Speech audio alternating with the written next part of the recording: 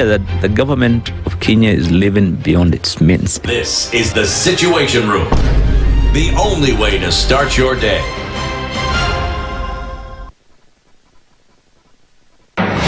The following takes place from 6 a.m. to 10 a.m. every weekday on SpiceFM. Baba should disown these experts and they say they went there on the because he keep on telling us that these experts just came from Dubai and he found them they already at State House looking for jobs. Government has to has to introduce austerity measures. It's something that this government and the previous ones have not been able to do in this country. We've talked about it so many times. And really, I think you have seen the modus operandi of William Samoei Ruto since he came in. It's just showbiz. This is the Situation Room, the only way to start your day. The following takes place from 6 a.m. to 10 a.m. every weekday on SpiceFM. Members of Parliament, they go to State House, they just promised they get given tea, mandazi, and 100,000. That's not development. External borrowing, 589 billion. Are we on the same page? What did Parliament pass? If anything happened to our president today, God forbid, that man would become president. Na ndio alilenga hizo stories za Shakahola. The real thing is our constitution has only one person who is accountable to us. This is the Situation Room, the only way to start your day.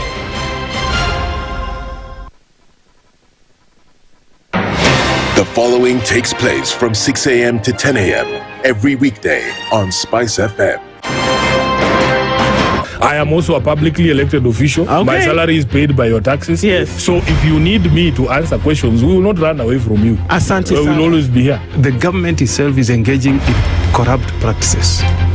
That the government itself deliberately schemes to influence through bribery members of parliament. You pay for a passport online. Alafu you're told there are no booklets. I rebuke matters corruption because corruption has brought this country to its knees. This is the Situation Room, the only way to start your day.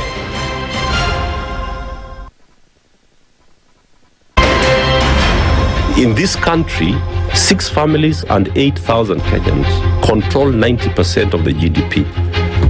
We are not a country. We are a plantation. We work for Ruto.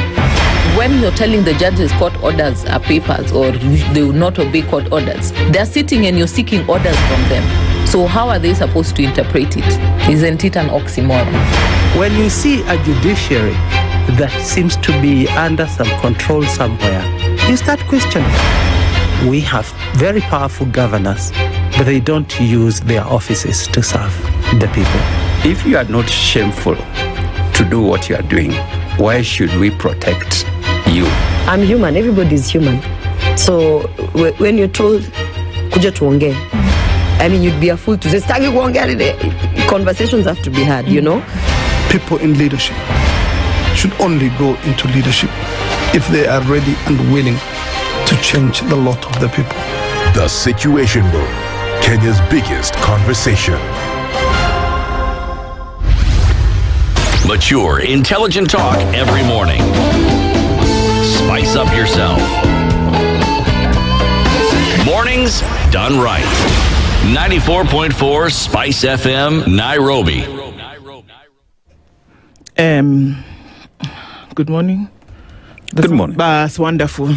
I'm speaking and the rapture has not happened, so I'm not here alone. How are you? Niko salama kabisa, thank you very much. It's Thursday. The new Friday. It's like Friday. Yeah. It's Friday. It's Saturday, Sunday. Do they say school fish? It's a Friday day. Whatever. That one, yeah.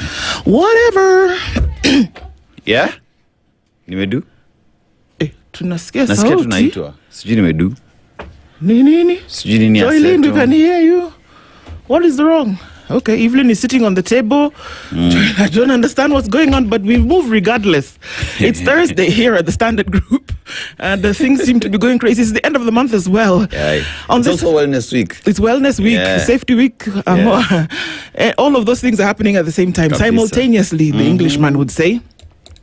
So we have established that Dennis Aseto is fine. Are you okay? I'm fine. The load? Yes, I'm trying. Well, you know. Okay. My brother. Don't worry. I know what troubles you. As we see, I'm not so we did. Don't worry. Okay. I'm fine, though. Thank you very much for asking. Great.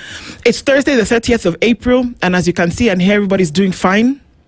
Or at least they're telling us they're doing fine, and so we'll take their word for it. Yep. I hope everybody is okay as you're getting into the program for this morning. Many things happened yesterday. There's a new... Supreme Court judge. Exactly. Supreme Court judge in the name of Justice Warsame. Announced by the Chief Justice at the end of the day. Of course, her being the head of the Judicial Service Commission. Yes. And then them making that decision after the interviews. So he takes that slot that was left after the demise of Justice Ibrahim in December last year. We've seen that has happened. You know, and other things continue to go on. We'll talk about a lot of those things this morning. We have established that Dennis Aseto is fine. We have decided also that it's Thursday, and that is why Evelyn is standing on tables, but it is okay. We move regardless. Yes. And we've also established so far that once Joyline leaves this office, she doesn't check her phone, and that if you need to speak to her, you must call her. Otherwise, she will be behind the news. So these are things now that we are learning as we are going ahead. And we're doing okay. So Karibu Sana. And the rain is going to keep coming down at least until mid-May. So be ready for that. And it's still flooding. Remember, the flooding is not what falls from the sky. The flooding is what happens as a result of the rain that comes. It's called runoff and then it water. doesn't, exactly, it doesn't have an outlet. So those are the things that are happening this morning. Ndu and Dennis with you in the Situation Room. And we know that things happen as a result of conversations that we have. And so you saw some of those things in the news yesterday. Actually. Well, let's see what happens in terms of what is going on with parents and what they have to pay for school fees, or if refunds are going to be made. If the needle moves in one direction because we have a conversation, then so be it. We also hope that status quo, and it's a little bit difficult for me to understand then things that are, if the extra money is actually going towards making the education process a little bit better for your kids, then okay, well and good. But if we see now that they will tell us that because the ministry has called out certain things, that they will then say, well, because of that, we cannot provide 1, 2, 3 for your children. I hope that will not be the case. But it's all watch and see situation. Okay, nimeanza at 17 minutes past 6 o'clock. Good morning to our audience on KT, and thank you for being here this morning. And we do this because we're able to simulcast, and we can be on radio, TV, digital, the world at the same time, because we will have Kenya's biggest conversation, and we'll let you know what we'll talk about. Our live streams are up as well on YouTube, Facebook, and on X, and we're getting into it this morning. It's the last Situation Room for the month. And getting into a new month tomorrow. But let's see how we close out the month today with the conversations that we will have. Sawa. All right. At 7 o'clock, we will have a conversation with the Senator for the Republic of Kenya representing the county of Nairobi.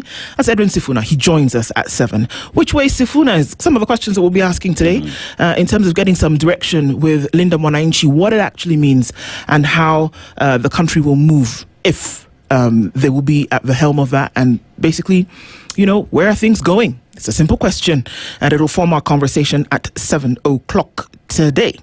We'll then get into a conversation at 8 with political economist Billow Kerrow. We'll be looking at the odious debt question. When we talk about odious debt, what actually do you have the right to do or not? Rahab Wangaruro is a business development manager, retail life, Britain Life Assurance, the whole life conversation. Well, we're going to talk about what exactly it means when they say take life assurance. Okay.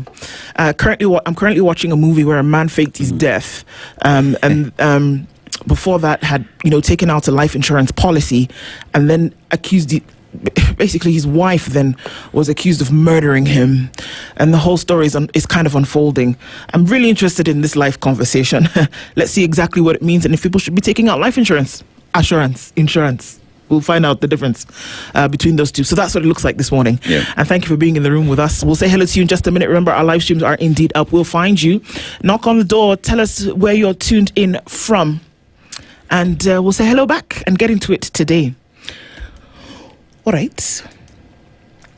We are in Equatorial Guinea, Nespa. And this one is about the night. And the way the moon shines. And the proverb says, simply, The moon does not fight the darkness. It simply shines. Doesn't ask permission. No. It doesn't ask permission. Just do your thing. Yeah. You know, and it's like somebody said, well, there's a saying in Pidgin in Nigeria, I beg this thing, no one agree me be great. No, well, not really. Just be great. Just shine. Don't ask permission to do how I would see it. Don't ask permission to do, to perform, to show up. You know, don't ask permission. Just do it. Thinking about the moon, it could say, okay, well, is the darkness going to let me shine through? No. Even when the clouds cover the moon is still doing its thing to shine. It's the clouds that will move. Yeah.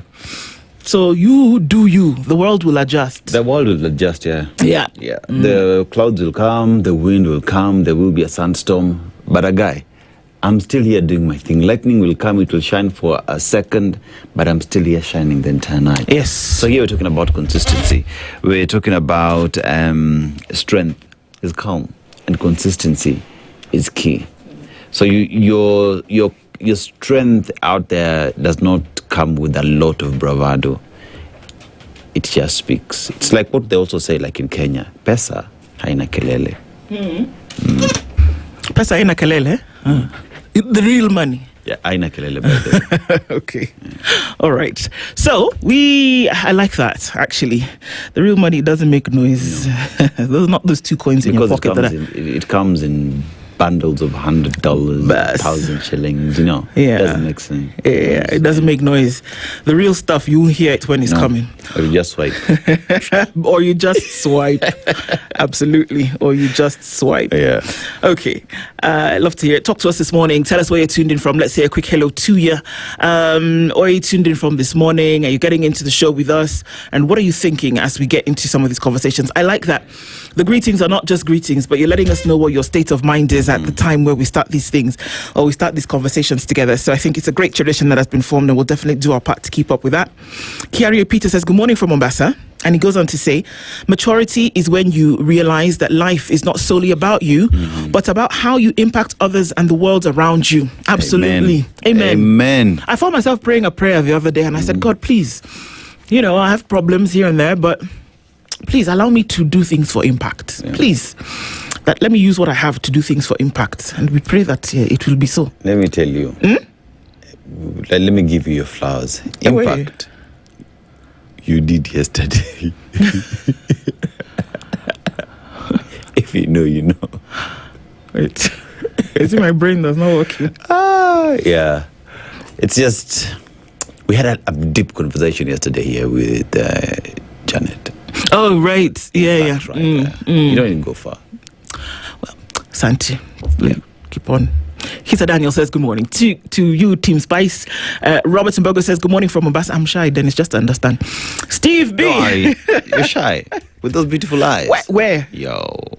Steve B. You see now, I'm looking at Evelyn. Steve B says good morning, tuning from Mombasa. Tuned in from Dallas, Texas. It's remember, it's one term. Okay. Are you correcting the spelling, or are you stating an establishment fact here this morning? Zach is tuned in from Minneapolis. What a powerful way to finish the weekend month. The airwaves are siphonnated, you say? Okay. Margaret Wanjohi tuned in from Houston, Texas. It's great to be here. Let's continue the great conversation. Thank you so much. Boaz Lanyana says good morning, tuned in from Kitale, ready for the big conversation. Alex Gyoko says good morning, Team Spice, from Trans-Nzoia County. 026, the country's food basket. Yes. Interestingly, my state in Nigeria is also called the food basket? So every state has its tagline. I think my state, yes, it is food basket for Nigeria. So you're farmers. There's a variety of food that grows in that. From, Exactly. Or I could just be lying. No, wait, I'll come back to you. Sheesh. You would think that No, I think I'm there. I'll come back to you on that. David says, David Manera says, good morning, Team Spice. Have a great day. Thank you so much. Kimiak says, today's proverb, just do you. Exactly. And the world will adjust and we keep it moving. Nyakundi Emmanuel says, good morning, Team Spice. 93 Bob for the second term. We are foolish. Really foolish. 93 bob tenner. Yeah, imagine. Enoch Kanzina says, good morning to the biggest team in the morning from India. Namaste. Good morning to you. Wanda, good morning, my sister. When I said it just crossed my mind. Given that you have a major guest today, Edwin Sifuna, are you feeling a bit nervous? I'm hungry. First of all, let's start there. But I don't know. We invited him, so we've been extending an invitation. But let's be honest, it's not the first time he's been in the room. He's been in here severally. So, I mean, I don't think... Well, and I can understand what you're saying, but no, not really. Okay. Mtuflani is welcoming Linda Agola back. By the way, Linda, where have you been? I swear I was about to ask Ndu to put an APB out on you. We needed the past 2 days. Oh, Linda, I hope you're all right. So, very good morning to you. Karibu sana. Bogwa Jerry says, watching what's happening in Zambia, and I'm totally disappointed. In SA, right? Not Zambia. And grew up in the 70s and 80s observing a minute of silence, national days, amid calls of abolish apartheid in free South Africa. Nyamakema is home. I know that the pictures that we're seeing in South Africa are not very encouraging with what's happening. It's xenophobia pro-max rather, but at the same time, we're now starting to see it laced with some violence, and it's quite unfortunate. Calvin Bestman says, good morning, tuned in from Kikuyu town. Thank you for having a person on the show. Okay. Festus Bet says, good morning, Spice. Good morning, fellows. Karibuni tena nyote. Feel at home, speak what's in your heart and feel peace. Eselon Bithe says, good morning. Frank Bwire says, wapi yule mwenye ni sisi na sisi ndio yeye. Okay. Hezron Kiprop says, good morning, Ndwana Aseto. Please don't forget to thank Sebastian Sawe for breaking the record. I think we've done that a number of times, if you've been listening. And of course, also to see the great things that have been done. The water salute by Kenya Airways as he came back into the country. We have been mentioning this, Hezron. Tibbs Muga, good morning, Spice. Good morning to you, Tibbs. Hope you're doing all right. Leo says, can we press the fast forward button and get Himesh on the mic? Everything in time. Calm down. Gekota says, good morning, my good people. Princess Ndu Dennis EVE, please invite Senator Sifuna, and please do not... I'm not understanding, but we greet you from Miami. Polycarp says, good morning. Okay, everybody tuned in this morning. Chiam says, good morning, Spice. Getting you loud and clear. Linda Agola, Uko Sawa. Sindo, you've been listening silently, but we're glad that you're here with us this morning. And everybody who tunes into the room, we see you. Karibuni. Sana. And we'll stop there on that one as we take a minute to look into the headlines. We'll take a short break to then be able to do that. But I want to remind you that if you're feeling unwell, you say, I have a headache, or I'm feeling a certain type of way. You know how people say, nasikia tu malaria kwa tumbo. Don't Google your symptoms. What I'm asking you today to do is find a specialized health care provider near you. How can you do that? Well, you don't have to go too far, because the Aga Khan University Hospital has, set up and established certain specialist hospitals in many parts of the country, but your hood also will have one. And so you ask where? Okay. So you don't have to worry. That headache that you're feeling, possibly that you need to see a family doctor. Do you need to see a family surgeon? Do you need to see a gynecologist? Do you need to see a pediatrician? Take your children there for that. Do you need to see a pulmonologist or a diabetologist? Whatever the case may be, all you need to do is to walk into one of the specialty clinics, which will not be too far from you. And this week, we are saying that you can actually find your way to an Aga Khan if you're around the Ngong Road area. Sindio? Yeah. And if you're in the Ngong Road area, if you go to Prestige Plaza, you'll find one. If you go to Valley Arcade Shopping Center, you'll find one. Bina Complex in Karen, you'll find one. T-Mall, Gong Town. Visit any Aga Khan University Hospital Medical Center in your hood today, or you can call 0730 011 888. That's 0730 011 888. Aga Khan University Hospital, world-class care here and now. Sindo, don't Google your symptoms. Get something done about it. Sawa. The Google will take you on another wild goose chase. Just walk into Aga Khan University Hospital and you're good to go. Absolutely. All right, let's take a quick break. We'll take a look at is it going to rain some more today? It's been doing so in the last couple of days. We'll see what happens as we get into it. We'll also take a look at what's happening on the roads so we can keep things moving this morning. We'll be back after this. It's 6:30.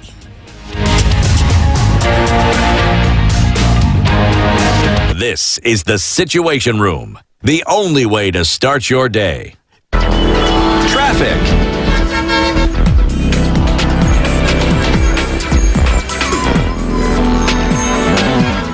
All right, this morning, what is it looking like as you're coming into the city? If we're focusing on Nairobi this morning, of course, let us know what's happening in your city. Doesn't matter where you are around the country. A little bit of traffic coming off of the Embakasi area today, in and outbound on North Airport Road. A little bit of traffic. As you get to Outer Ring, it's not going to cause you too much of an issue. Mombasa Road also slowing down just a tad as you get towards that Cabanas area. Inbound traffic. And when we say inbound, we're talking about into the CBD.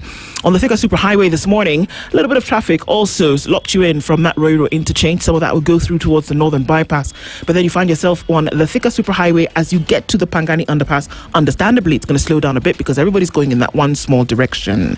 Anywhere else, we're not having an issue right now. It seems to be easy street. Let's keep things moving. We're going to get clogged later. We know this. Let's talk SpiceFM KE on X hashtag the Situation Room. Chilled Spice.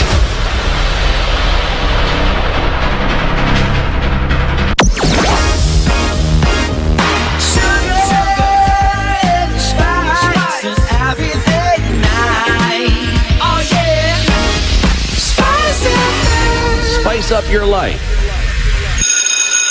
School is out and the fun is in. Feast your eyes and your kids' hearts on a feast like no other with StarTimes. Recharge your monthly subscription today and get upgraded to the next high bouquet for 1 full month. Turn your home into a world of adventure with Bluey on CBBS, playful giggles on Baby TV and Jim Jam, learning that feels like play on Mindset Learn, non-stop action with the Batman on Toonami and the Powerpuff Girls on Boing, endless fun with SpongeBob on ST Kids, and thrilling wins with Super Strikers on ST Tunes. Unlock your upgrade today. Simply renew your subscription on your current bouquet and we'll automatically move you to the next high bouquet for 30 days. Dial *858# or call us on 0719 077 077 for customer care. Download the StarTimes on app to take the fun wherever you go. StarTimes. Enjoy digital life.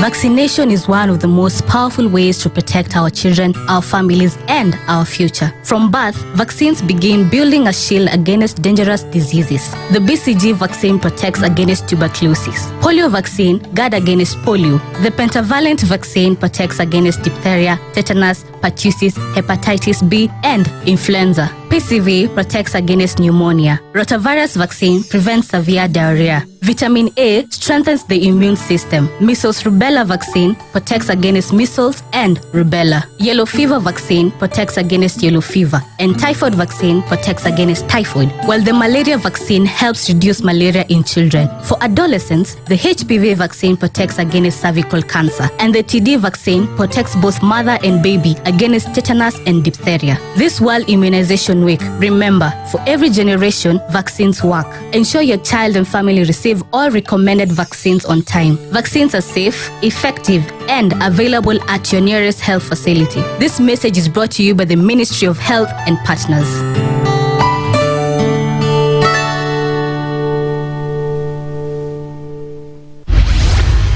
Mature, intelligent talk every morning. Spice up yourself. Mornings done right. 94.4 Spice FM, Nairobi. All right, good morning. 27 minutes to 7 o'clock. We're looking into the headlines today of what's making the news. Kenya's bold newspaper, The Standard, this morning. Numbers don't lie. There is the picture of His Excellency the President William Ruto. President William Ruto's upbeat claims about the economy are now clashing with his own data.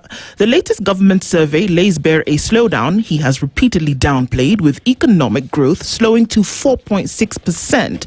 Key sectors losing momentum and external shocks tightening the squeeze. Job creation is still falling short of Ruto's pledge to deliver 1 million jobs a year, while fuel-driven inflation is creeping up again, adding pressure on households already strained by high living costs. The numbers puncture the narrative of resilience and expose an economy drifting off course. turning his central claim into a growing political liability ahead of 2027. Yikes. Indeed, the numbers don't lie. So what does it look like now? What are we talking about? Sectors that registered slower growth, 4.4% in 2024, down to 2.8% in 2025. Agriculture slowed. And we've been told, oh yeah, we brought what's that thing called? Fertilizer. And so what we did is that we ensured that we reduced the cost of farm inputs. Yeah, well, the numbers don't lie. Manufacturing, 3% up in 2024, down 2% in 2025, eased to 2% from 3%. Transport and storage dipped to 3.7% from 4.3%. Accommodation and food services fell sharply to 15.6% from 25.9%. That's crazy. That's like over 10%. Yes, it is. It's like 10% fall. Yep. And we're having affordable housing. So then one asks the question, if it's affordable and if you're trying to control the market, then why are we not seeing people take more accommodation?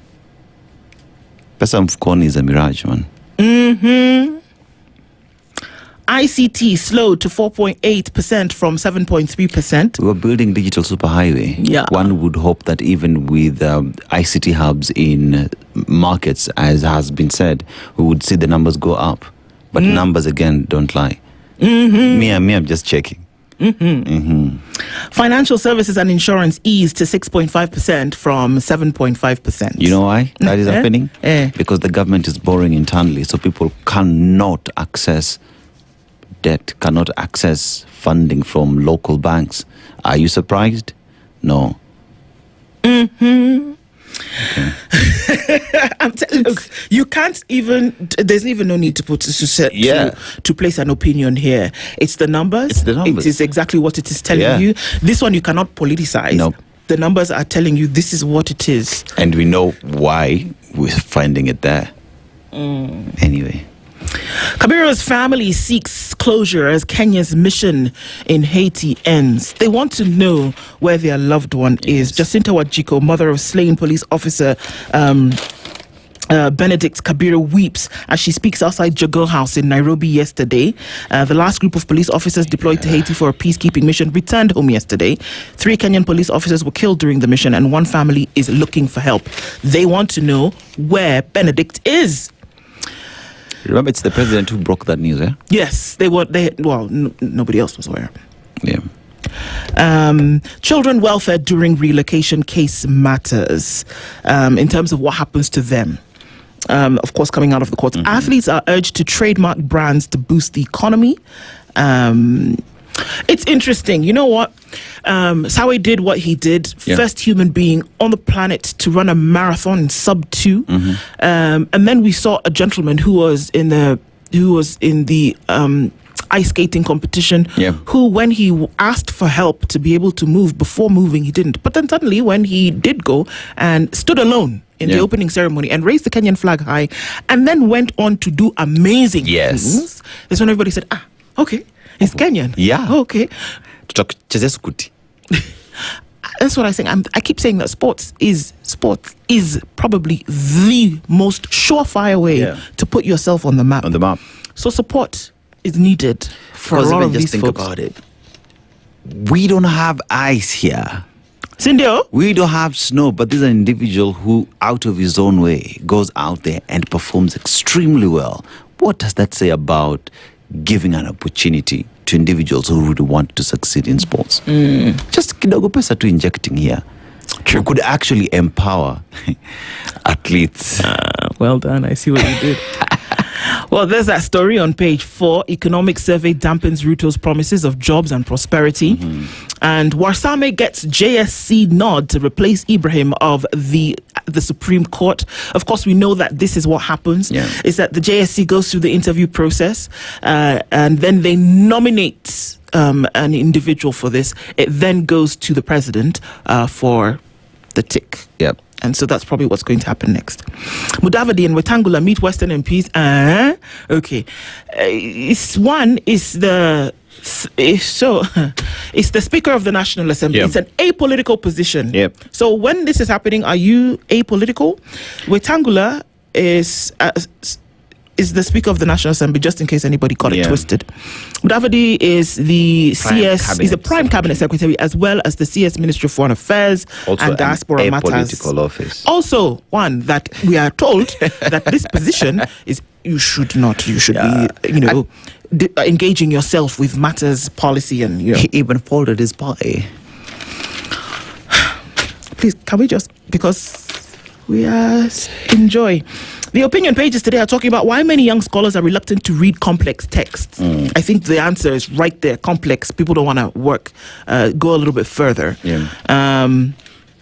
There's also sort of an opinion there by Edward Kipkalia, who says integrity is speed. What leaders can learn from Sawe's victory? Africa's fight against NCDs falters as donor funding continues to shrink. So NCDs, of course, are the non-communicable diseases, and we're looking at cancer, diabetes, high blood pressure, heart issues here and there. But we're saying at the same time that there's no funding for it, so we can't handle it. Again, I hold my peace because it behoves us to say, what can we do with what we have? Into the business standard, there's just one story there that I want to look at really quickly. There are many stories there, but this one is interesting. Energy price surge to worsen Kenya's inflation. So the cost, it sounds like a no-brainer. The cost of energy is going up because of certain global factors. What that means is that it's going to worsen inflation, not just in Kenya. The World Bank has said this, but not just in Kenya. It's going to happen everywhere else. Now, tie this to the story that's on the Standard front page in terms of how the numbers don't lie. There are different factors that play here. But then also, these are the data that you would then use to then make decisions about the promises that you make. Because a lot of times you can infer from things like this. So should you at this point be talking about how your economy will definitely grow? So when these are the things that you're looking at, perhaps those are things to think about. All right, over to you, sir. Actually, on page 10, we have that story on Oroba arrested in fresh attempt to enter Senate after court verdict. And, all right, alienda job. Kufanya kazi. That's what she said. That's what she said. Yep. But anyway, let's go to the Daily Nation. Slow growth. And what we're seeing here is economic productivity is at its lowest in President Ruto's third year in office compared to his predecessors Uhuru Kenyatta and Mwai Kibaki. So at the end of the third year, Kibaki had doubled the country's gross domestic product, but growth rates are declining under Ruto. Now, most new jobs were created in Ruto's first year in office, just like under Kibaki, while the jobs figures peaked in Uhuru's third year. Now, on cost of living and economic productivity, as measured with the real wage and GDP growth rate, Ruto and Uhuru trail Kibaki. And they also have exposed fertility farms plot to bribe senators over surrogacy bill. Agencies seeking to sway proposed regulation of Kenya's surrogacy industries face accusations of raising funds to bribe senators. So there is that issue of members of parliament getting bribed that is there as well. And that just goes to also ask the question then, if that's the case, who do we have in office? What's the promise of the plan in fighting corruption? If individuals who are supposed to legislate and implement this, allegedly, someone is actually financing to bribe them. That's just what we hear. We also have Supremacy Court Judge nominee and Court of Appeal Judge Mohammed Warsame has been nominated for appointment by Supreme Court Judge. And court KDF officer unfit to stand trial for wife's murder. So age for Anita Mugura was 29 years old, who was killed by the husband Edwin Kaunga, who is a KDF officer. And family awaits answers after officer went missing in Haiti. So that family as well just calling for assistance so that they can get closure with regard to their missing loved one. Now, a new malaria spreading species threatens Nairobi and other cities. And for a very long time, it's been said, when you live in Nairobi, you are almost sure of not getting malaria. But here now, we're being told that could stop being the case. It could change. We've all used the explanation of, okay, mosquitoes in Nairobi bit me, but, Nairobi mosquitoes don't carry malaria. It's called the Anopheles. It's called the Anopheles mosquito that carries the malaria thing. and those are not resident in Nairobi. Yeah. So are they telling us that there's another species of mosquito that's now available, that's now present in the Nairobi area that could cause malaria, or that the Anopheles has migrated? Which one? So what they're saying is that an excavated site full of murky water in Syokimau, Machakos County is surrounded by apartments. It is about the size of a football pitch, and they say human activities could be fueling the spread of Anopheles stephensi mosquito species. Okay, so it's the same one. So it's the same one. But they're looking at how that then would change the story. That Nairobi now might be a hotbed of malaria. Wololo. Yes. But this one now is actually the dominant malaria vectors in Kenya include Anopheles gambiae. I hope I'm not butchering it. And Anopheles arabensis. Okay. Yeah. Tuachie hapo. Okay. Slow GDP growth but higher earnings. Ruto's mixed bag on economy. So we have higher earnings, but economy is slowing down anyway. Agriculture fetches 1.75 trillion despite fall in vital cash crops. So you were just talking about the economic survey on where the country is at with regard to that. And TVET admissions deep as varsity enrollment rises. Yeah, so many are going to universities. TVET is seeing fewer students as the days go by. So yeah, those are stories that we have here on the Daily Nation. If you could look at the Star. All right. Economy creates 822,100 new jobs despite the slowdown. That's the angle that the Star has taken with this. Over 30% in construction sector thanks to affordable housing. And that's what we're being told by the story. And I think it's interesting because from that headline, the picture just below that talks about flooding misery as rain pounds the metropolis. And then we have, this is interesting, a picture that asks, who's the person, maybe somebody can remind me, who's the person who came up with that saying, or that phrase that we use so often as journals? I don't know if it was a fellow journal who said, a picture, no, it wasn't, I think it's a poet.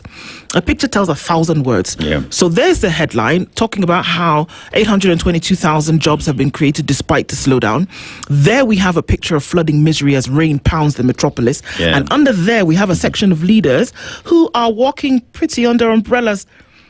President William Ruto, Deputy President Kithure Kindiki, and Kirinyaga Governor Anne Waiguru after a meeting with a delegation from Kirinyaga State House yesterday.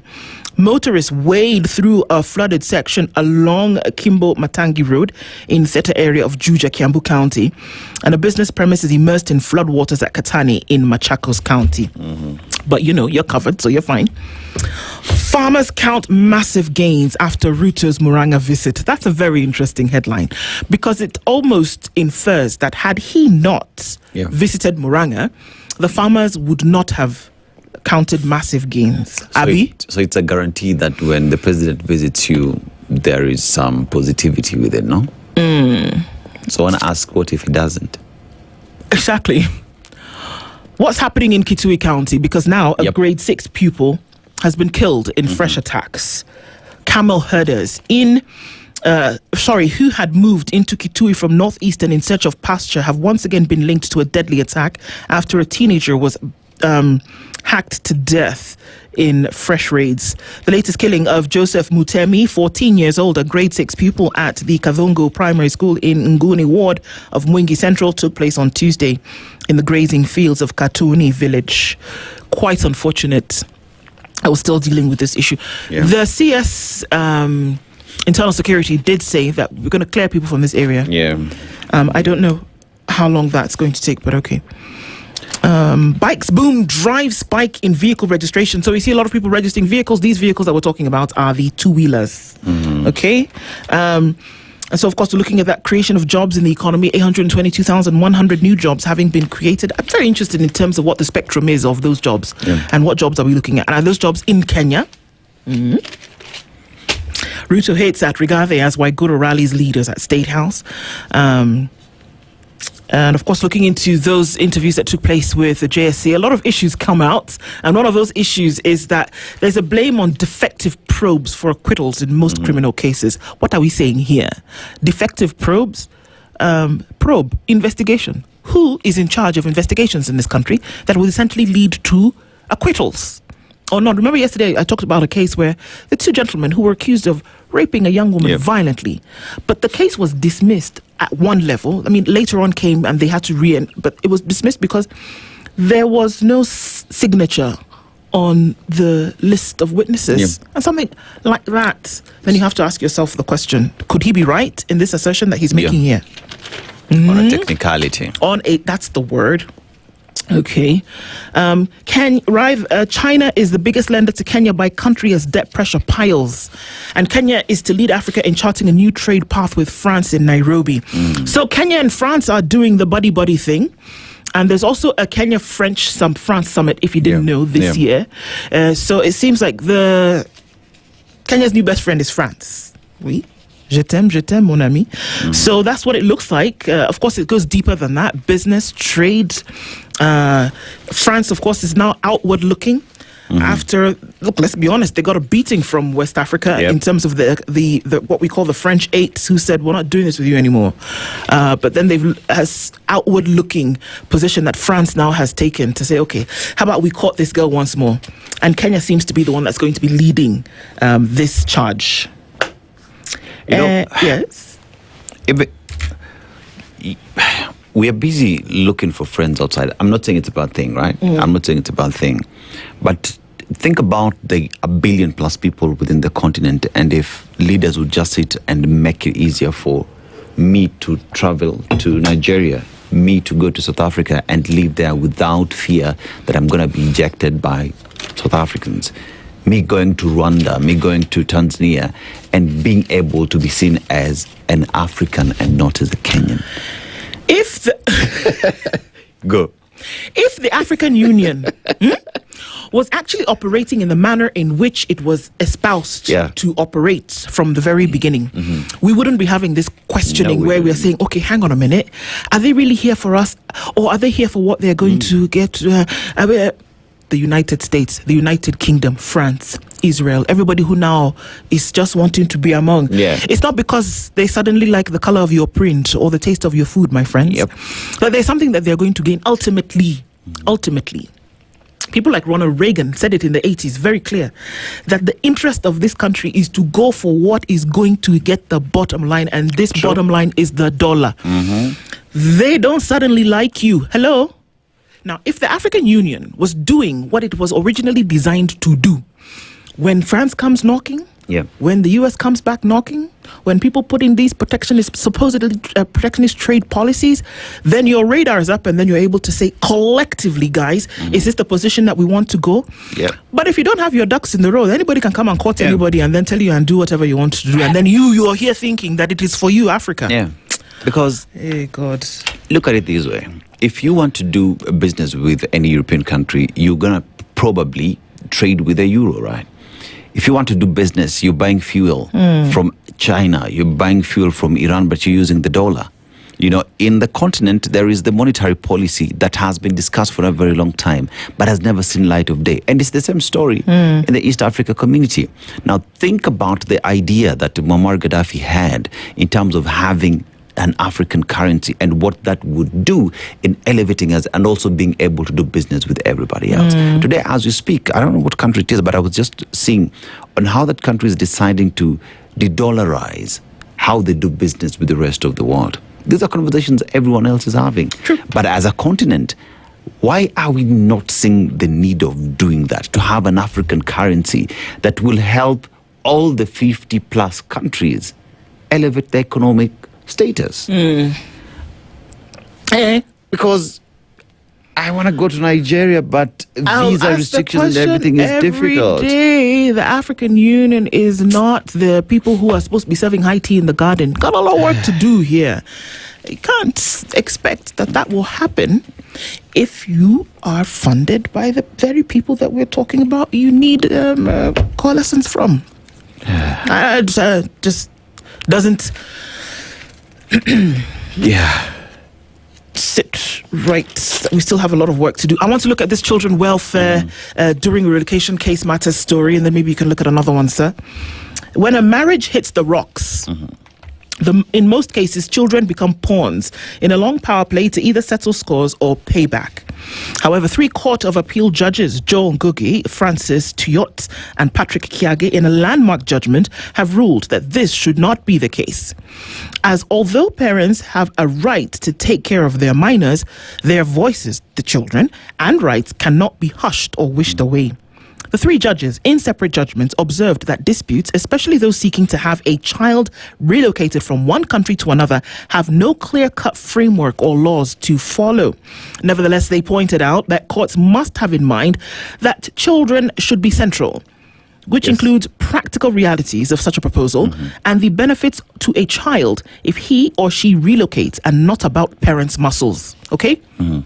That the central thing here should be that child, not how I can or I cannot, not if I did or if I did not. No.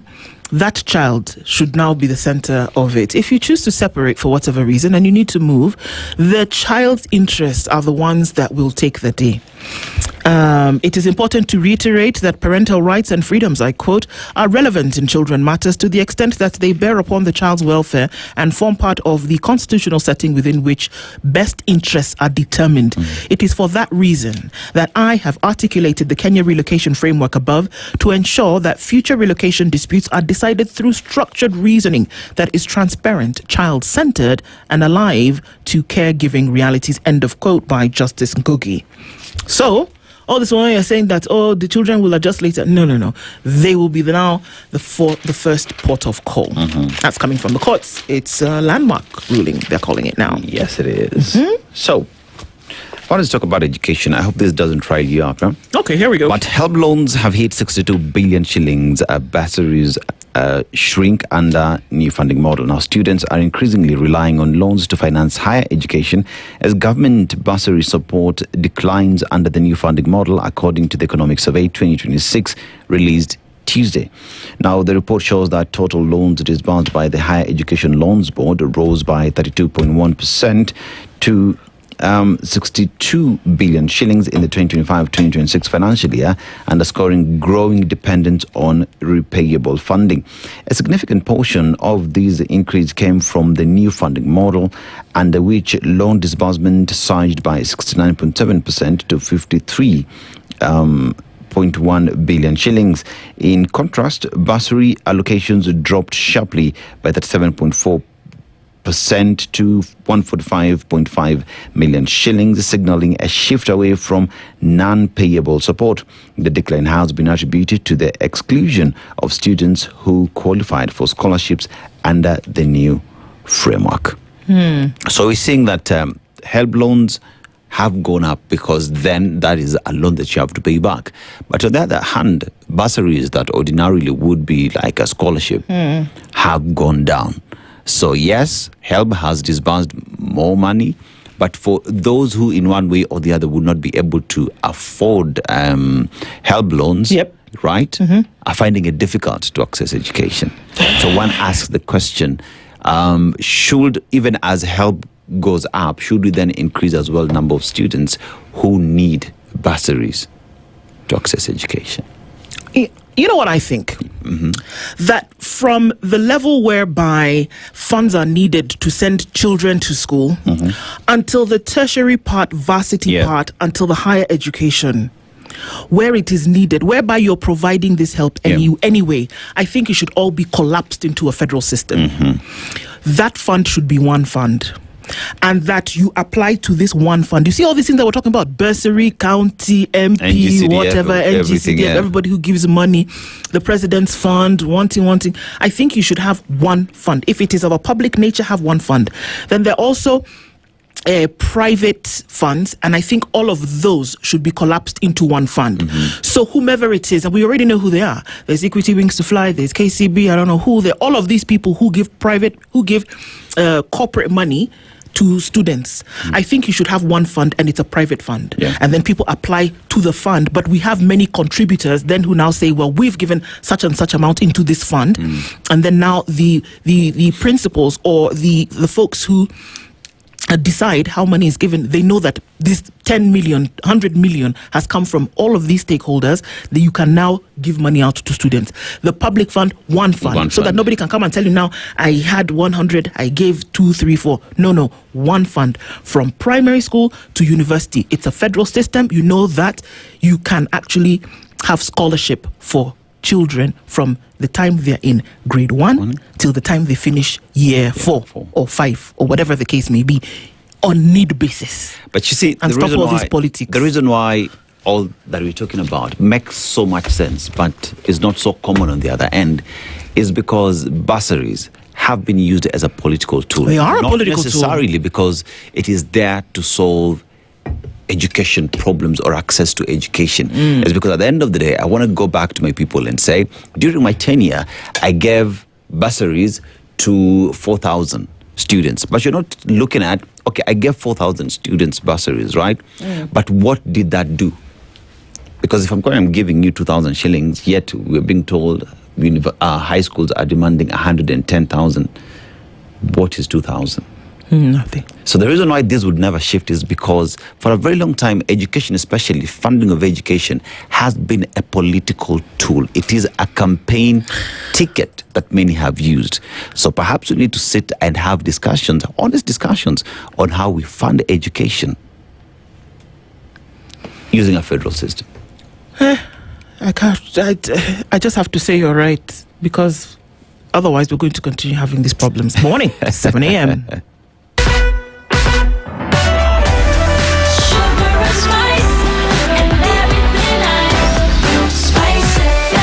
Spice up your life. The latest news from around the world. 94.4 Spice FM.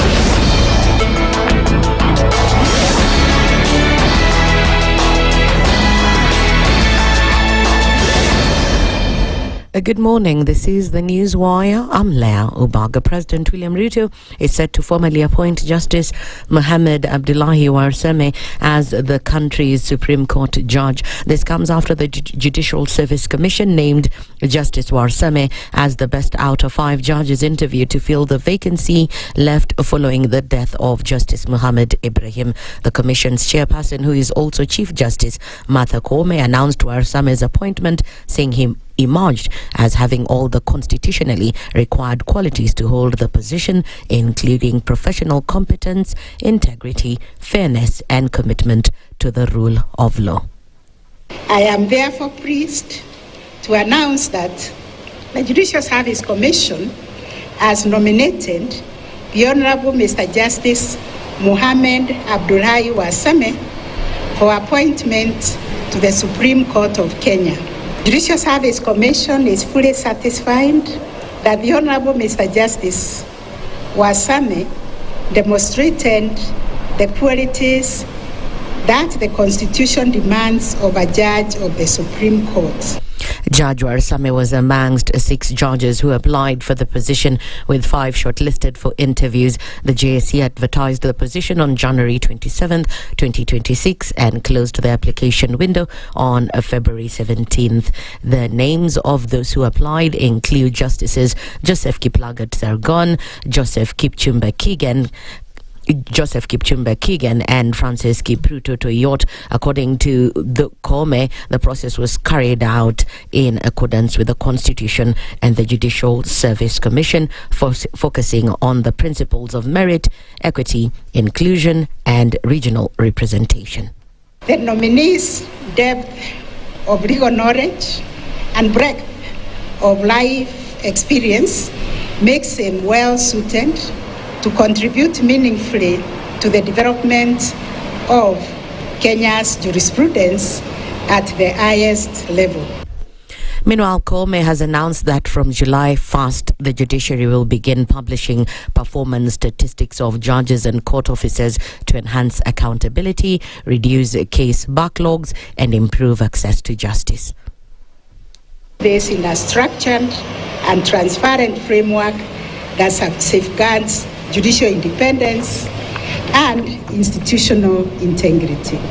Education Cabinet Secretary Julius Ogamba has vowed to take action against interns or trainers in TVET institutions for their involvement in cases of sexual harassment in the institutions. Speaking in Mombasa, Ogamba said he had received reports of the harassment from the trainers, saying they were violating the country's education laws.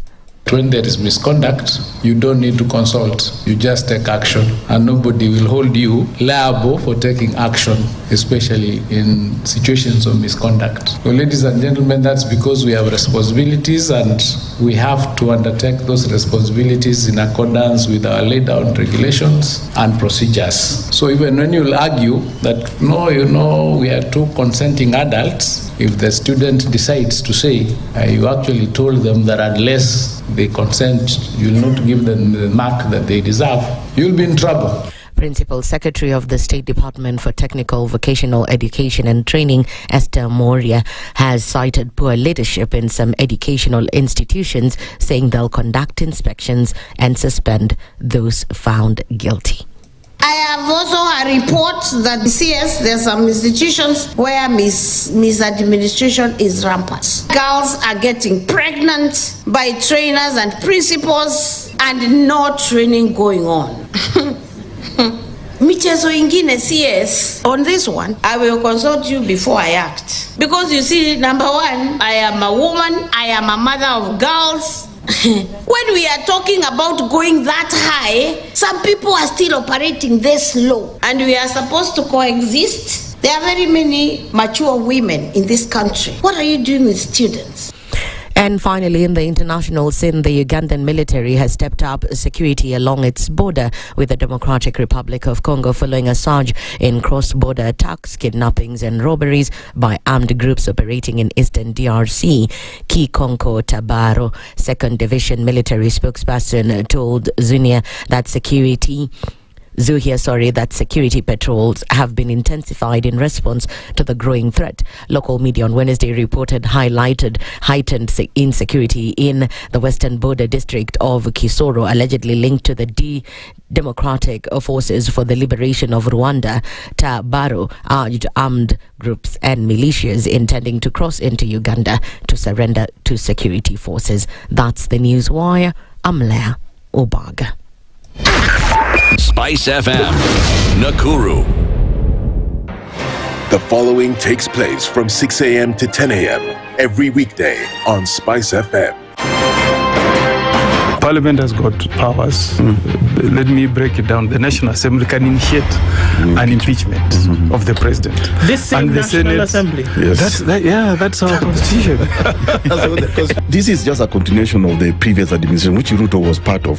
President Uhuru himself openly said that we're losing 2 billion daily. Daily. I mean, come on. Are you saying that we don't have a central bank? If we look at Kenya, both public-private sector, that figure is ranging between 30 to 40%, right? I think it's clear that the government of Kenya is living beyond its means. This is the Situation Room, the only way to start your day.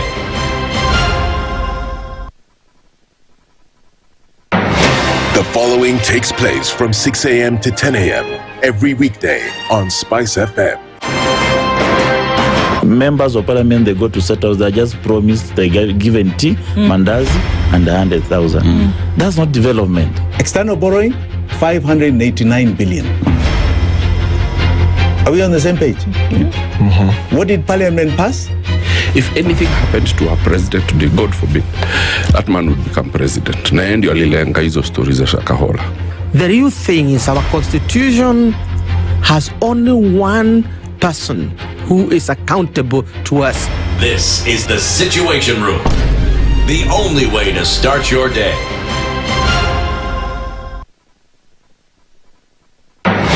The following takes place from 6 a.m. to 10 a.m. every weekday on SpiceFM.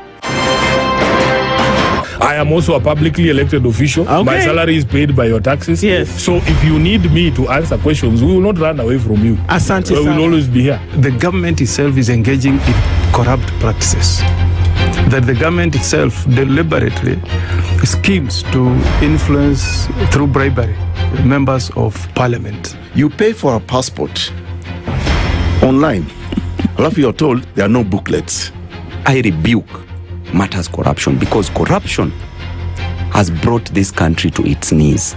This is the Situation Room, the only way to start your day. Mature, intelligent talk every morning. Spice up yourself.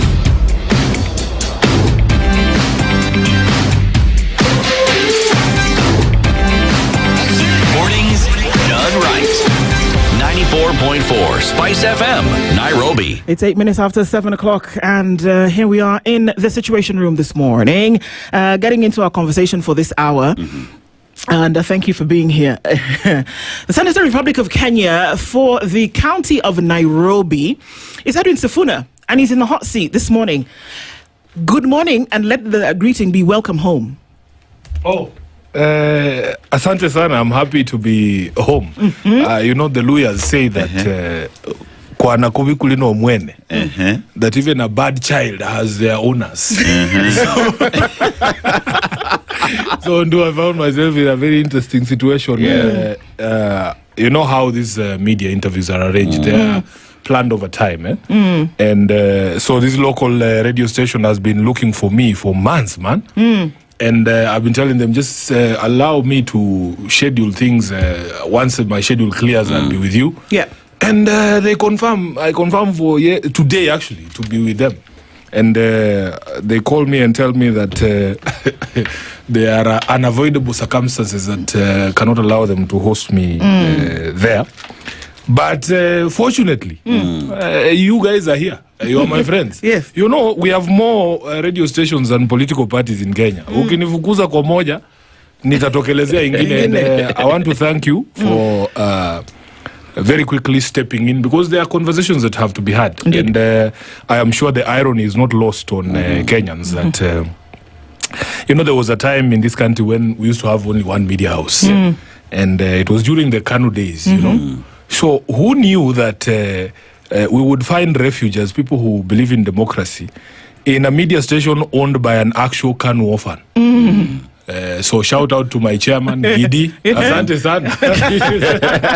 It's the biggest irony of today. It's interesting how things play out. Yes. For sure. Karibu sana anyway. Asante. Thank you for coming this morning. Asante sana. I'm happy to be here. Thank you. We're going to get into quite some things, but you know how we do it. Yes. Dennis is in a different country. Where is he, by the way? Okay. I've actually missed him. Yeah, Equatorial Guinea. I'm here. Oh. Yes. To Equatorial Guinea. They've had a president for 47 years. Yes. Yeah. But let's go to the proverb. The moon does not fight the darkness. It simply shines. Correct. How would you interpret it? Oh, I remember the story that Babu told. You know, they've been trying all sorts of ways to sow division and try and separate the Linda Mwananchi team.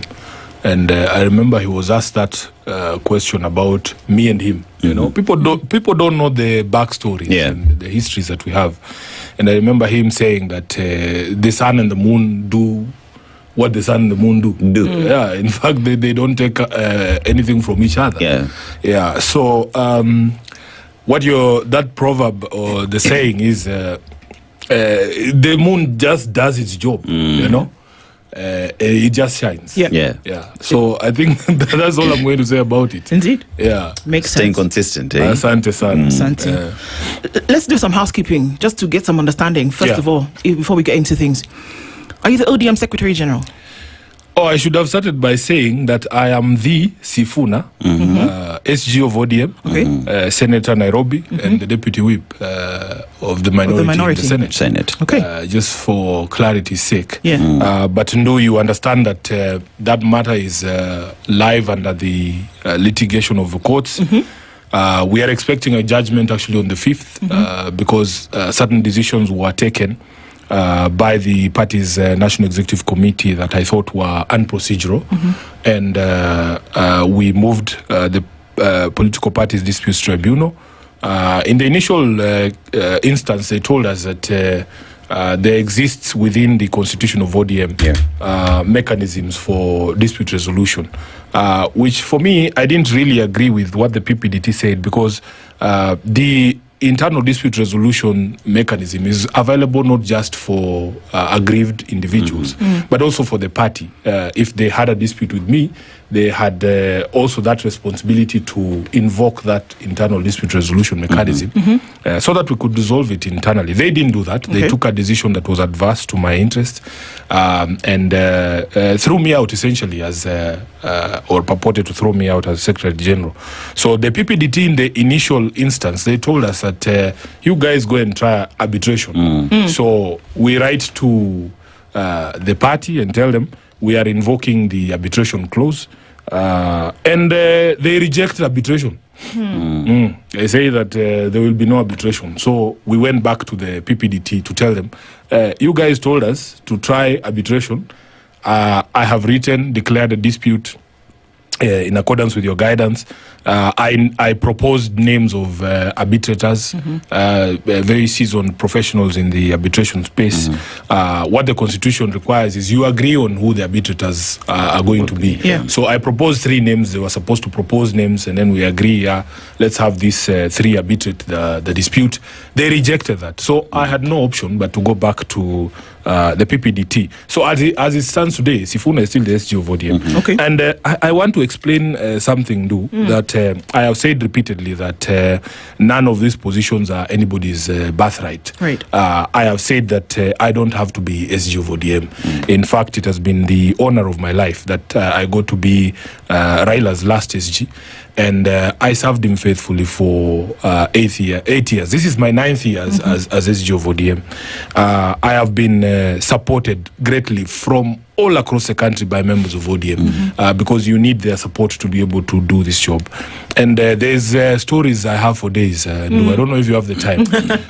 One of the stories that I don't believe I have told is that I have said publicly, I don't have to be SG, but you have to follow the constitution of ODM to replace an SG. You have had us calling for a national delegates convention where you can run whoever you want to run against Sifuna, and let the members of ODM decide that we are tired with Sifuna and we want somebody else to do the job. But they have not done that, and we continue to insist as Linda Mwananchi that what we want is a leadership that has a mandate of the membership of ODM, that has a legitimacy. So let's have an NDC where all our positions are subjected to competition. I have no problem. You can run whoever it is you want to run against me, and if they win, let them do the job of SG. But the reason why we are fighting, and people need to understand, the reason why we're fighting is the party has certain rules and the constitution of a party is there. Now, when Oburu was appointed as a party leader, I was not there. I had gone to India, Mumbai. We were on that flight that brought Baba back home. And after the burial and, there was a meeting we held at Chungwa House, which is a party headquarters, prior to the first central committee that he chaired. And I remember we sat there as 2 men in Raila's office, the party leader's office. And I told Oburu, you have publicly called for my removal. There was an incident after the meeting in Kakamega. There was this stormy meeting in Kakamega, which, Oburu tells a different version. Because when I went to Kakamega, I was actually the target of a heckling. They had planned that there'd be people saying certain things there and I'd be heckled in front of my party leader and so on and so forth. But it backfired. But to hear Oburu tell the story, he says that I arranged for those people to be there to say that they love Sifuna. Mind you, I was born in Kakamega. I grew up in Kakamega. I went to school in Kakamega. My wife is from Kakamega. My mother is from Kakamega. Those are my people. I don't need to arrange anything in Kakamega. So after the Kakamega meeting, Oburu was speaking somewhere, I think in Siaya, in a church or something. I said, this Sifuna is such a small person. If we wanted today, we would kick him out. So that is the context in which we are having this conversation at Chungwa House. And I tell him, Senior, I have a lot of respect for you. You have publicly expressed opinions that suggest that you're not very comfortable with me being in this position. And I told him that the relationship between the party leader and the Secretary General is so intimate that if there are any tensions between us, probably it won't work. Right. And I want to know from you today, do you still hold those feelings? Yeah. And Oburu says, no, first of all, I was upset with what happened in Kakamega. I thought that the people who spoke were a bit disrespectful to Raila. They were not my people. I'm not the one who told them to say those things, And he says, I didn't plan to be party leader. I have found myself in this situation because of circumstance. Nobody would have predicted the death of Raila. But we need each other to be able to go through this difficult period to transition the party and let bygones be bygones. And we shake hands. You did? Because I told him, if you still feel that way, I will give you my letter of resignation today. Okay. Yeah, because the bigger interest is not Sifuna being SG, is for the party to progress. Because I honestly, what I say that Raila's burial is something that I actually believe in.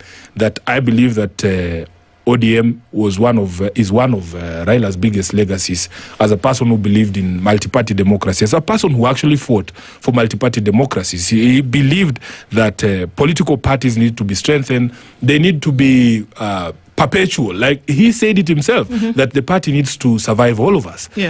So I meant it, So it's not about Sifuna. It's not about Sifuna. I was prepared to give Oburu a letter and say, let me give you an opportunity to pick an SG that maybe you guys can vibe. But Edwin, after that, yes. I mean, if we skip forward a little bit, you still came out and said, I refuse to be an SG to mediocrity. Because what did you mean by because this? there is things that happen subsequent to that. Because where I come from, like the community that I come from, when you sit down as two men or two women and iron out issues and shake hands on it, and we left Chungu House and went to the first meeting of the Central Committee somewhere in Westlands that you saw us speaking the first time after Raila's death. I thought that we were on the same page. And every time we sit in these meetings, we agree on certain things, very basic things. We agree that the party has not made a decision to support William Ruto. All of these people agree that Raila never told us at any particular point in time that we should support William Ruto's re-election. In fact, Raila had seen 2027 as the best opportunity for ODM, because I can see the headline on the Star, on the Standard, saying numbers don't lie. It's actually true that you can do the math yourself. If William Ruto was declared president by 200,000 votes in 2022, and he has lost a big chunk of his support, because Mount Kenya alone gave him almost 4 million votes out of the so-called 7 million that he got. So Baba had seen that this is a great opportunity for ODM, because all we needed to do was to retain our bases. The exact same number of people who voted for us in 2022 are enough to make you president in 2027. So we sit in these meetings and we agree that nobody is going to run around shouting two-term. Immediately we leave the meeting. You see them in Homa Bay, in Migori, shouting two-term. So the rest of us who know that a decision has not been made to support William Ruto have to come out. Have to come out and say, no, that is not the position of the party. Up to today, nobody in the so-called leadership of ODM currently can show you a resolution of ODM.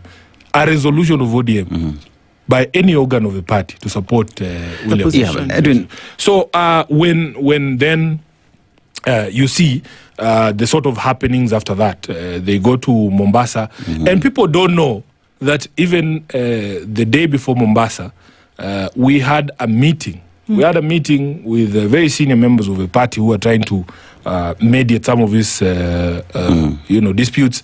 And we reached certain agreements. I was surprised that, because after they left, it is rumored that they passed through State House. And the very next day in the morning, they are reading these resolutions to remove me as secretary.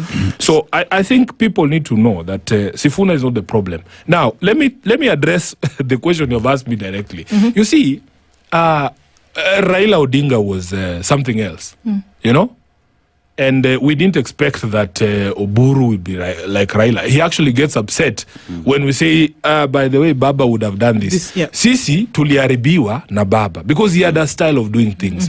Baba used to consult widely. And he used to explain things. You know, that man earned our respect by respecting us and also demonstrating that he cared what we thought. I have told the story in of the day that I went to say Pole to Baba after he lost Fidel. And in the middle of that, the guy, you know, we were doing a by-election in Homa Bay. And I had refused that story of giving a direct ticket to Moses Kajwang. And I was a nobody. You know, for all intents and purposes, everybody knows once Baba says left, we will go left. But because he knew that I had opposed that decision to hand the ticket to Moses, he runs after me when I leave the house and he stops me in that corridor outside his house and he says, Sifuna, we need to talk about Homa Bay. That's the day after Fidel has died. People are streaming into his compound to say Pole. And he says, Sifuna, I have been told you are sulking. I need to explain to you why we need to do this the way that I am proposing to do it. That's how people's respect is earned, you know. You would find Mzee explaining, even the person you thought is the most useless. He would take his time to talk to him and explain to him. Now, wale wanajua tunasemanga tulikuwa tumezoea kuchukua moto kutoka kwa transformer direct. Sasa sasa tumewekwa kwa power bank. So lazima tuseme it's a proper step down for me, you know. So I have nothing but respect for Dr. Oburu, but he has a different style of doing things. We don't begrudge him. We were just used to something else. Yeah. So I want to look at broad-based. And at the time when the broad-based was coming together, it was not a political agreement. It was a way of people to achieve the 10-point agenda. Yes. There was nowhere where there was supporting the presidency, the re-election of William Ruto in 2027. Yes. But here we are as well on the 10-point agenda. There was a deadline, 7th of March, right? And with that today, many Kenyans are asking, why stay in a union where nothing has been achieved of the 10 points that are there? And this has been point of contention between you and those who are opposing you. Why the difference? Why the fight in there? Is it because others don't want to speak the truth? Yeah. One of the biggest frustration that I have, my brother, is that we all know the truth because these truths were told to us when we were all there, you know. And the frustration has been with people who know the truth but have chosen to keep quiet. Sometimes somebody will come out and say, oh, by the way, Baba's position was this. It helps. But then there's those who know the truth that have decided to twist it, you know. So the history of the broad-based government, everybody knows what happens in June of 2024. Everybody knows. The countries on the brink, rumors are circulating that we could actually have the army take over. You remember that situation when the young people took over the streets and came to Parliament and the other places. And Baba's thinking was that you need to protect our democracy. For him, the democratic space that we enjoy it took so much for us to get to where we are.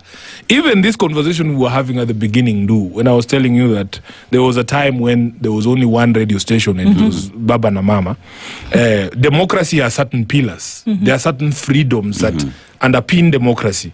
You have to have a freedom of media, freedom of the civil society, freedom of speech, freedom of assembly, freedom of conscience, freedom of worship. These are the key ingredients of a democratic state. And we were not always like this. These young people, I tell them every day, we were not always like this. It was not always possible for us to sit on a show like this and speak freely, you know. And Baba's position was that this thing has to be guarded, as they say, that the price of democracy is a ton of vigilance. There is every possibility that you could actually slip back to what used to happen in the 90s.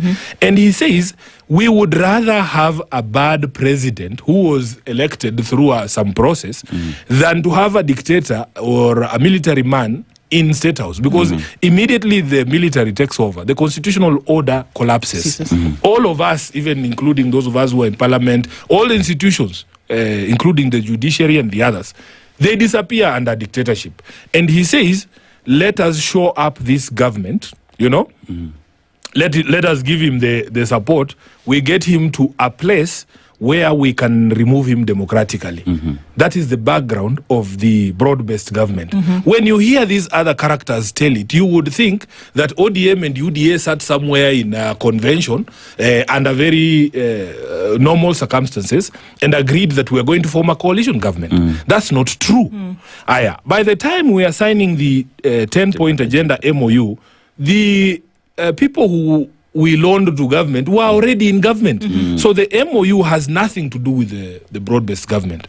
And, these days nobody discusses the MOU because even they themselves, they were denying that we had an expiry date for that MOU. It was the 7th of March. Now, Brian, they go to... Dennis, sorry. They go to KICC and then they purport to extend by 60 days something they claim has not expired.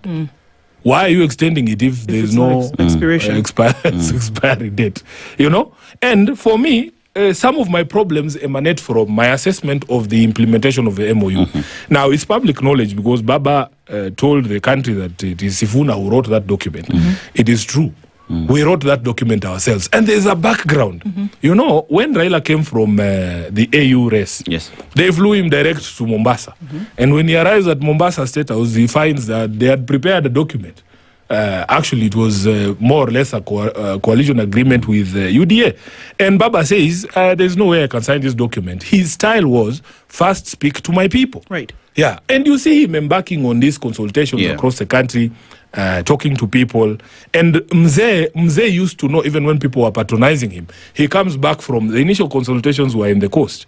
He comes back from those consultations, and in front of all of us as leaders of ODM, I saw Caleb Amisi, my brother, doing a radio interview with a Bible in his hand. I think that thing should be standard now. Everybody should hold a Bible and tell the truth. So Baba comes back from those consultations at the coast, and he says he can tell when people are afraid to annoy him or to disappoint him. He can tell people who are being patronizing. He can tell people who are afraid to tell him what they actually feel. So he says out of Kilifi, Mombasa and Kwale, the only people who told him what they actually felt about that proposal to do an MOU with UDA are the people of Kwale. Okay. Yes. He says they are sycophants in Mombasa. He said it himself in front of people. Now, it's not the people of Mombasa. It's the leadership in Mombasa that have decided to be sycophants. Ati baba we kile ambacho utaamua sisi tutafanya tu. Kwa sababu, as a leader, you also depend on people to shape you sharpen your ideas, to bounce off ideas. You cannot just have people who say, Sifuna akisema left, tunaenda left. So, the 10-point agenda, there is that conversation. And then we have a central committee meeting at night in Kisumu, the day before we did the Jamboree in Busia, And Baba informs the team that, there is a group of experts who have been given the mandate to do a proper document, that the one he saw in Mombasa, that one is not who we are as ODM. And at the end of the meeting, he tells them, when you guys finish doing that document, give it to Sifuna. And the room goes quiet. And then these merchants, who are scared that things might not go their way, they're like, Baba, why can't we form a small committee? Members of ODM. Members of the central committee. They're saying, perhaps we can add 1 more, 2 more people. Then Jacob asks them, how many people does it take to read a document? Sifuna is our SG and he's also a lawyer. Give the document to him when you're done. Slams the table, the meeting is over. I come back to Nairobi. 1 week goes by, 2 weeks go by. Nobody is giving me the documents. I call them. I'm like, is that agreement ready, guys? They're just dodging me. Nini. On the day when we were signing that agreement, in the morning is when these characters shuffle in with a laptop. And the entire central committee of ODM is sitting there on one side of KICC. The president and his team are across the hall. It's a day of signing of a document. And then there's a TV like this one in front of me. They start projecting the agreement. Without you having looked at it? Without me having looked at it. It's the first time all of us are seeing this document. We didn't even get to page 2. Baba is like, stop. Which document is this? This is not who we are. Then he turns to me and asks me, Sifuna, have you looked at this document? I say, Baba, this is the first time I am seeing it with you. The meeting stops. We are sent upstairs. My office is on 3rd floor of KICC. We go there with Professor Anyang Nyong'o, and we sit. He sits in my desk. Baba tells us, you guys must do a people-centric agreement. And we drafted that thing in like maybe 30 minutes. Yeah. So I know that document. I bring it downstairs. I print one copy, give it to my boss. My boss reads it and he says, this is it. You know? He tells me, Kina president are across the hall, take it to them and tell them this is our irreducible minimums. If they say yes, tunayo harusi. If they don't, we go. I take it across, and because I had told them that, you see, UDA's interest is not to implement anything that is in writing. They just want a document from which they can run their propaganda and say, yo, tumeungana, tumefanya nini. And you knew this then? I knew it. I said it in Kisumu, that, Baba, this is going to be a PR disaster for me. And I said it from the position of the foremost PR officer for the party. Right. Because I'm the spokesperson of the party. Now, I take it to the president's team. Those guys didn't read it. They didn't read it because their interest was never in the text. They say, and then the president sitting there, iko sawa? Iko sawa. So even when I go back to the room where my boss is, they are shocked that it took me less than 5 minutes. So I'm like, wamekubali kila kitu. Okay, sawa, tuende to sign. So it was obvious that it was not read. They didn't read it because their interest was never in the text. And true to my prediction, when we stand at the steps of the KICC, what does the president say?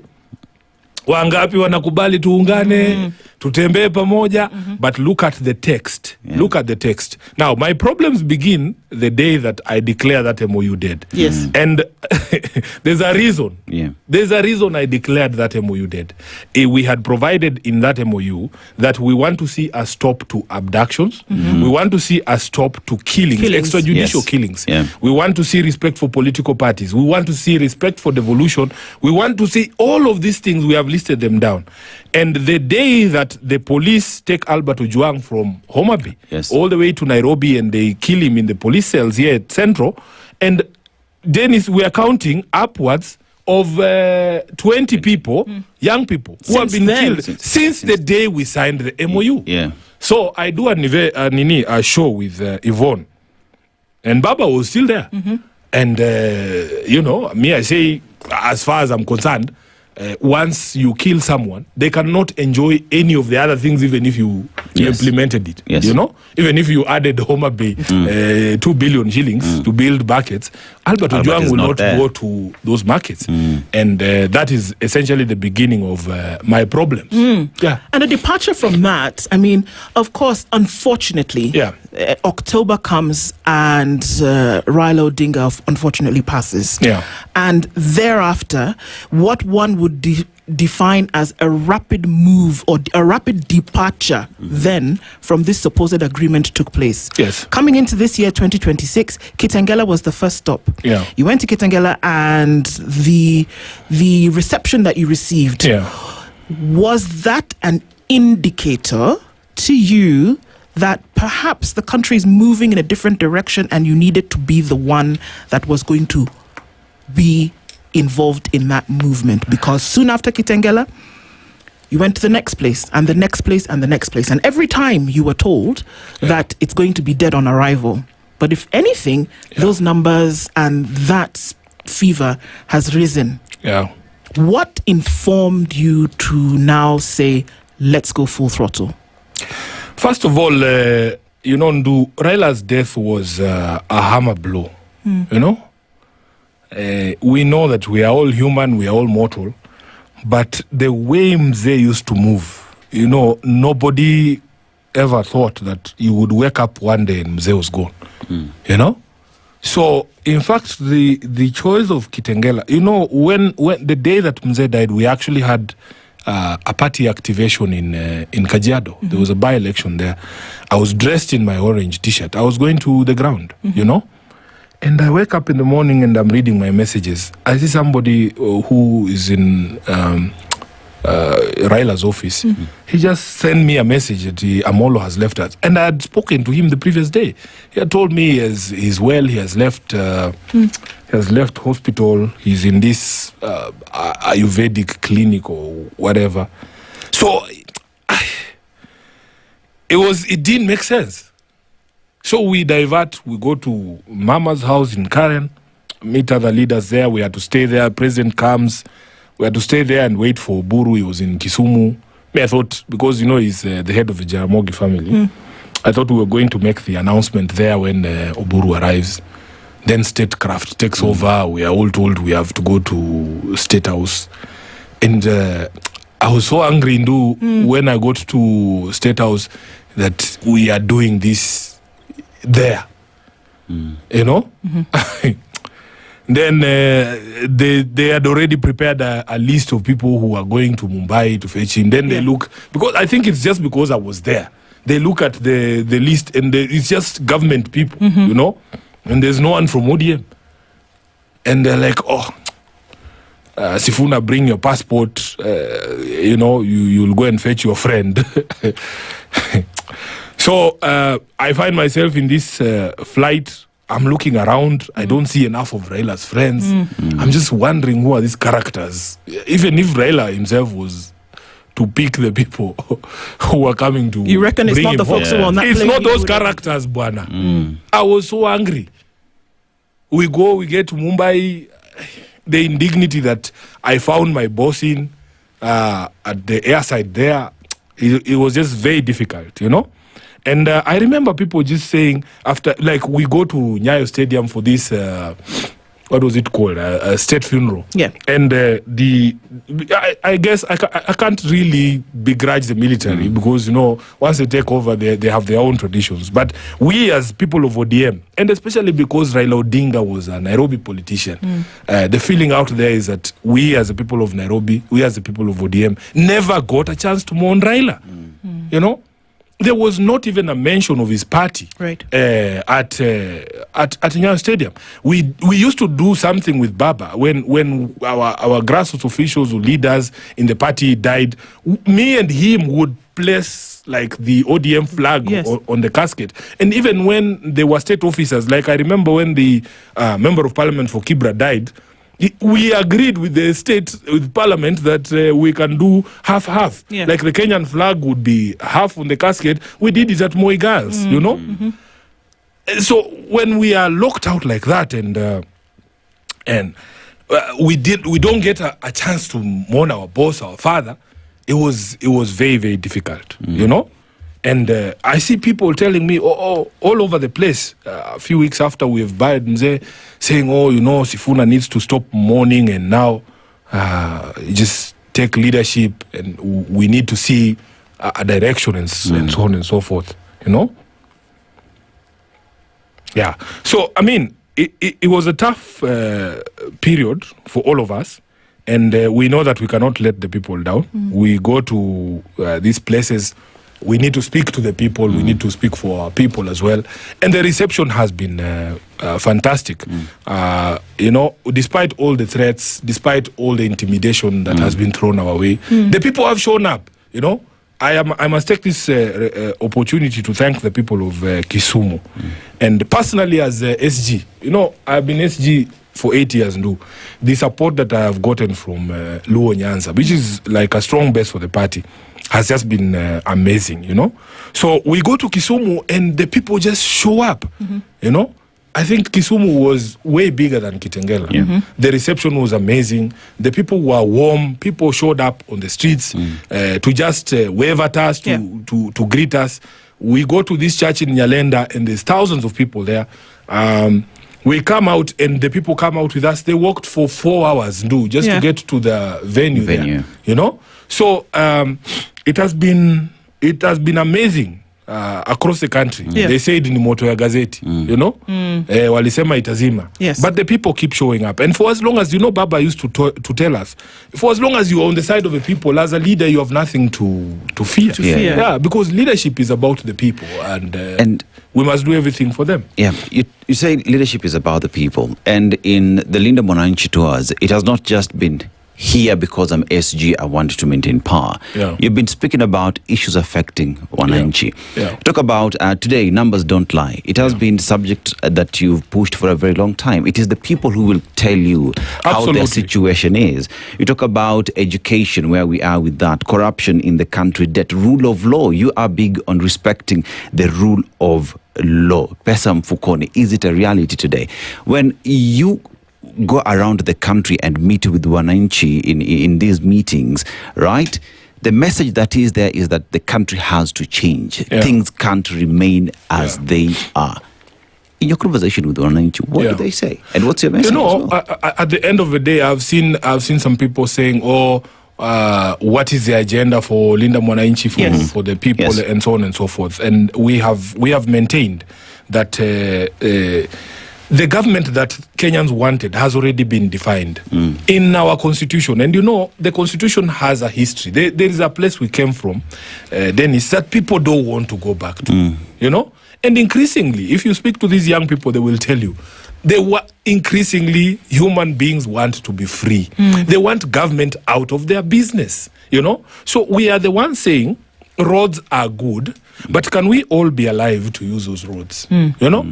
Can we be in an environment where we are free to express ourselves, that just because you are affiliated or you own a media station, you cannot call and cancel Sifuna? You know? By and large, if you speak to these young people, they will tell you they want to be free.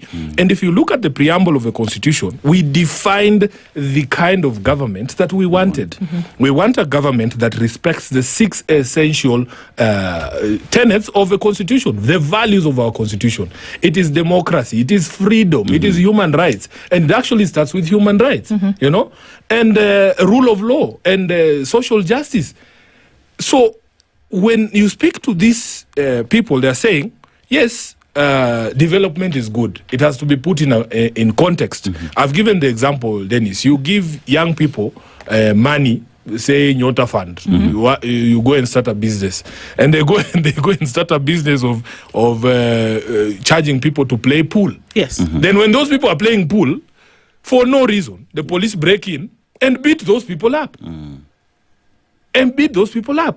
We are building magnificent highways. So you are telling me you dualized Kenol to Marua so that the police Land Cruisers and Subarus can quickly reach villages in central Kenya, pick young people there and, you know, abduct them and disappear them. That is not why we do development. So the argument that we have been trying to sell is that everything that the government does has to be done in the context of those 6 essential values. If it is building a stadium, we want that stadium to be built, but in a transparent manner. You know, there's these characters who argue, when Mzee was still around, they used to say Sifuna can never disagree with his boss. And we used to disagree. Do you remember the entire story of Adani? Yes. Yes, Mzee was very clear in his mind that the PPP way is the best way to achieve development, especially when you have budgetary constraints in a country such as ours, right? And so when we were making all this noise about Adani, he was a bit upset. And he called us to a meeting and we told him, Jacom, first of all, you are the one who taught us that you have to do everything transparently. You know, that if in fact the PPP law itself requires, Dennis, that if there has to be a public place where you list all the national priority projects that you are seeking partnership with. Yeah, they don't do that. Now the whole world must know that Kenya is looking for a partner to dualize Mombasa to Nairobi or to Malaba. We want an SGR extension to Kisumu or to Malaba. We want a new airport. Nobody disputes that, but it has to be done in a transparent manner. So we fought with Mzee, and I remember he was very upset. He's saying, oh, Sifuna, you guys are discouraging investments. We said, Jacob, we are not discouraging investment. We are saying, can it be done in accordance with the law, in accordance with the transparency tenets, because Article 10 of the Constitution requires it. Yeah. So those of us who are saying, you just keep quiet, let Ruto build the stadium. yes, we are the ones who are going to pay for that Raila Odinga Stadium, the Talanta Stadium. We have to see it done in a transparent manner. Let there be open tendering. Let there be value for money. Because if you look at the costs, and the Auditor General has already flagged it, that there has been cost escalation of over 10 billion shillings. We want healthcare to work. We want healthcare to work, but the procurement of that healthcare system has to be done in a transparent manner. Yes. There has to be value for money for Kenyans, you know? And these are the conversations we're having with the people. Yes. They need to understand that dictators build roads. Yes, yes, they do. Yeah. We have visited their countries. We have seen magnificent highways, like three-tier roads. Yes. You know? Democrats also build roads. But it is only one of those two people who will also not kill you and your children, who will respect the value of human life, who will respect your human rights, who will respect your freedom to come to a radio station and speak freely, to respect your freedom to post something on social media and just go home, you know? Now, taking all of those things into consideration and looking at the wave that obviously is being ridden at this moment, and where you're still saying that we will go to other parts of the country to hear what people have to say, to understand what people actually want, to explain to them what the rule of law is. You know how people are, Edwin? They're looking for the next thing. What does this mean? And very clearly, you're already being called the next presidential candidate. Are you going to run for president? You know, Ndu, what we want to do is to build this movement to a level where it can be consequential. It is not about Sifuna, you know? I just found myself thrust there and people are singing Sisi Ndio Sifuna across the country. It's not my doing, you know? But we want to build a movement. It should not be about me. We want to build a movement that is consequential, that if we decided that tomorrow we are running Ndu, you would win that election without question. You know, I am one of the people who also believe that we need critical mass in leadership. If it is just you at the patch there running around the country singing Zizi Ndio Sifuna, it's very easy to be knocked off the patch. You know, what I want us to do is to build this movement to be consequential.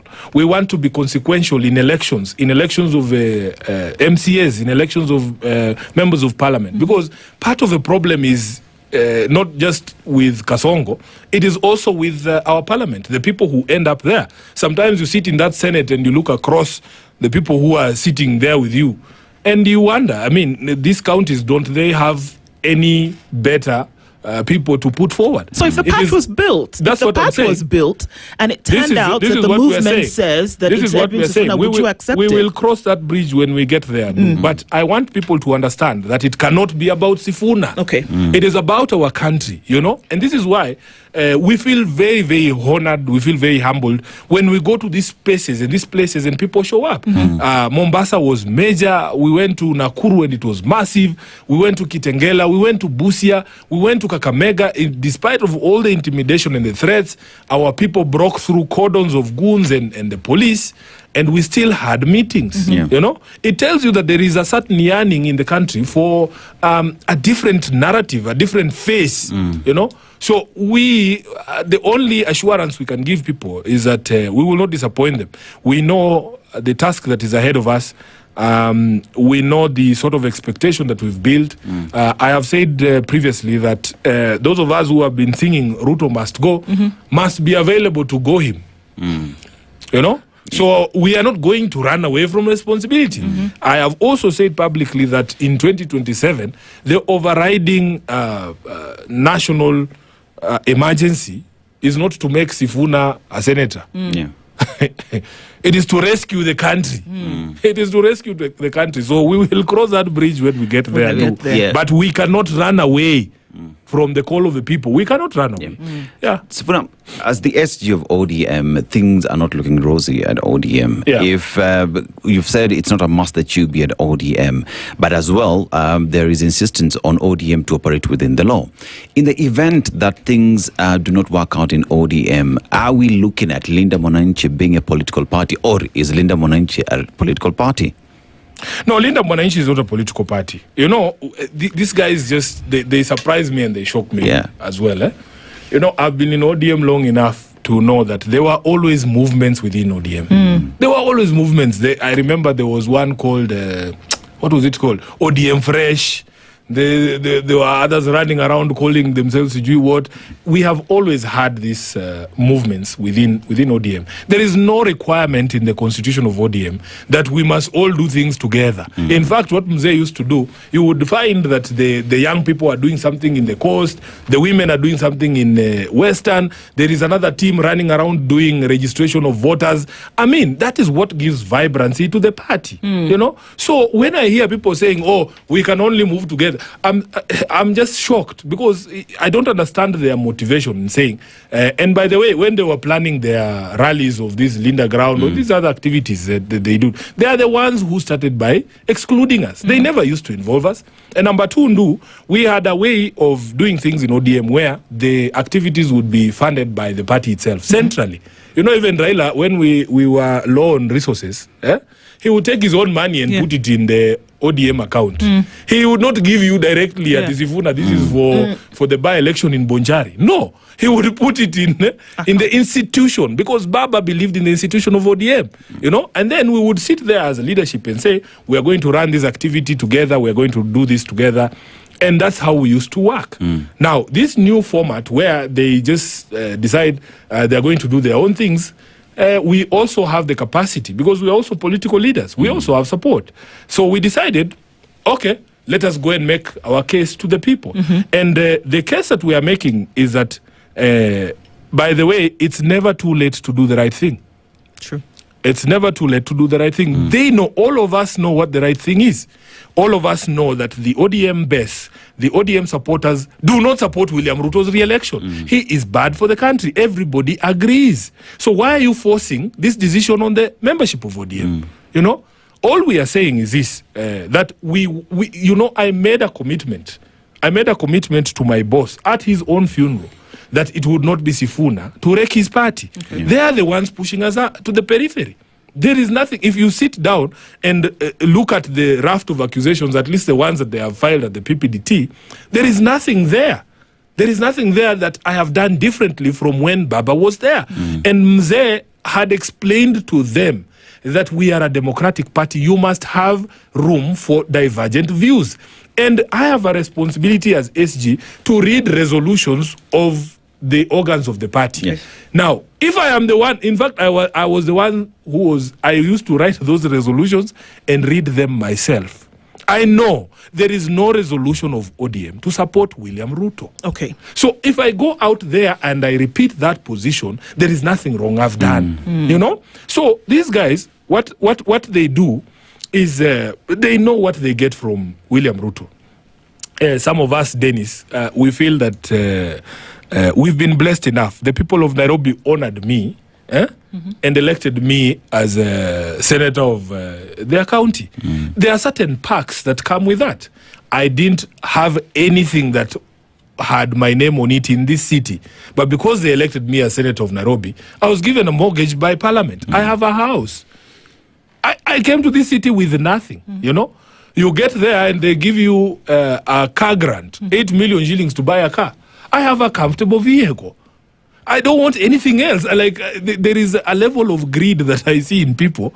Then I wonder, like, how much is enough? But they've equally been said that your Linda Mwananchi is being bankrolled by Uhuru Kenyatta. Yeah, they have been saying that all this time, but they have never demonstrated. They have never shown you the evidence, you know? You heard Murkomen saying that we as political leaders are under 24-hour surveillance. That Murkomen knows who I sleep with and when I sleep with them. Okay. You know? So he surely must see me receiving money from Uhuru. Why can't he show the country, Sifuna and Uhuru, exchanging money? Yeah, because, and me, I will show you how people have funded our movement. We have a pay bill number on our website. They are called Linda Mwananchi. And I can show you the phone that has the M-Pesa messages. We pay our DJ from those 10 bob shillings that people send to us.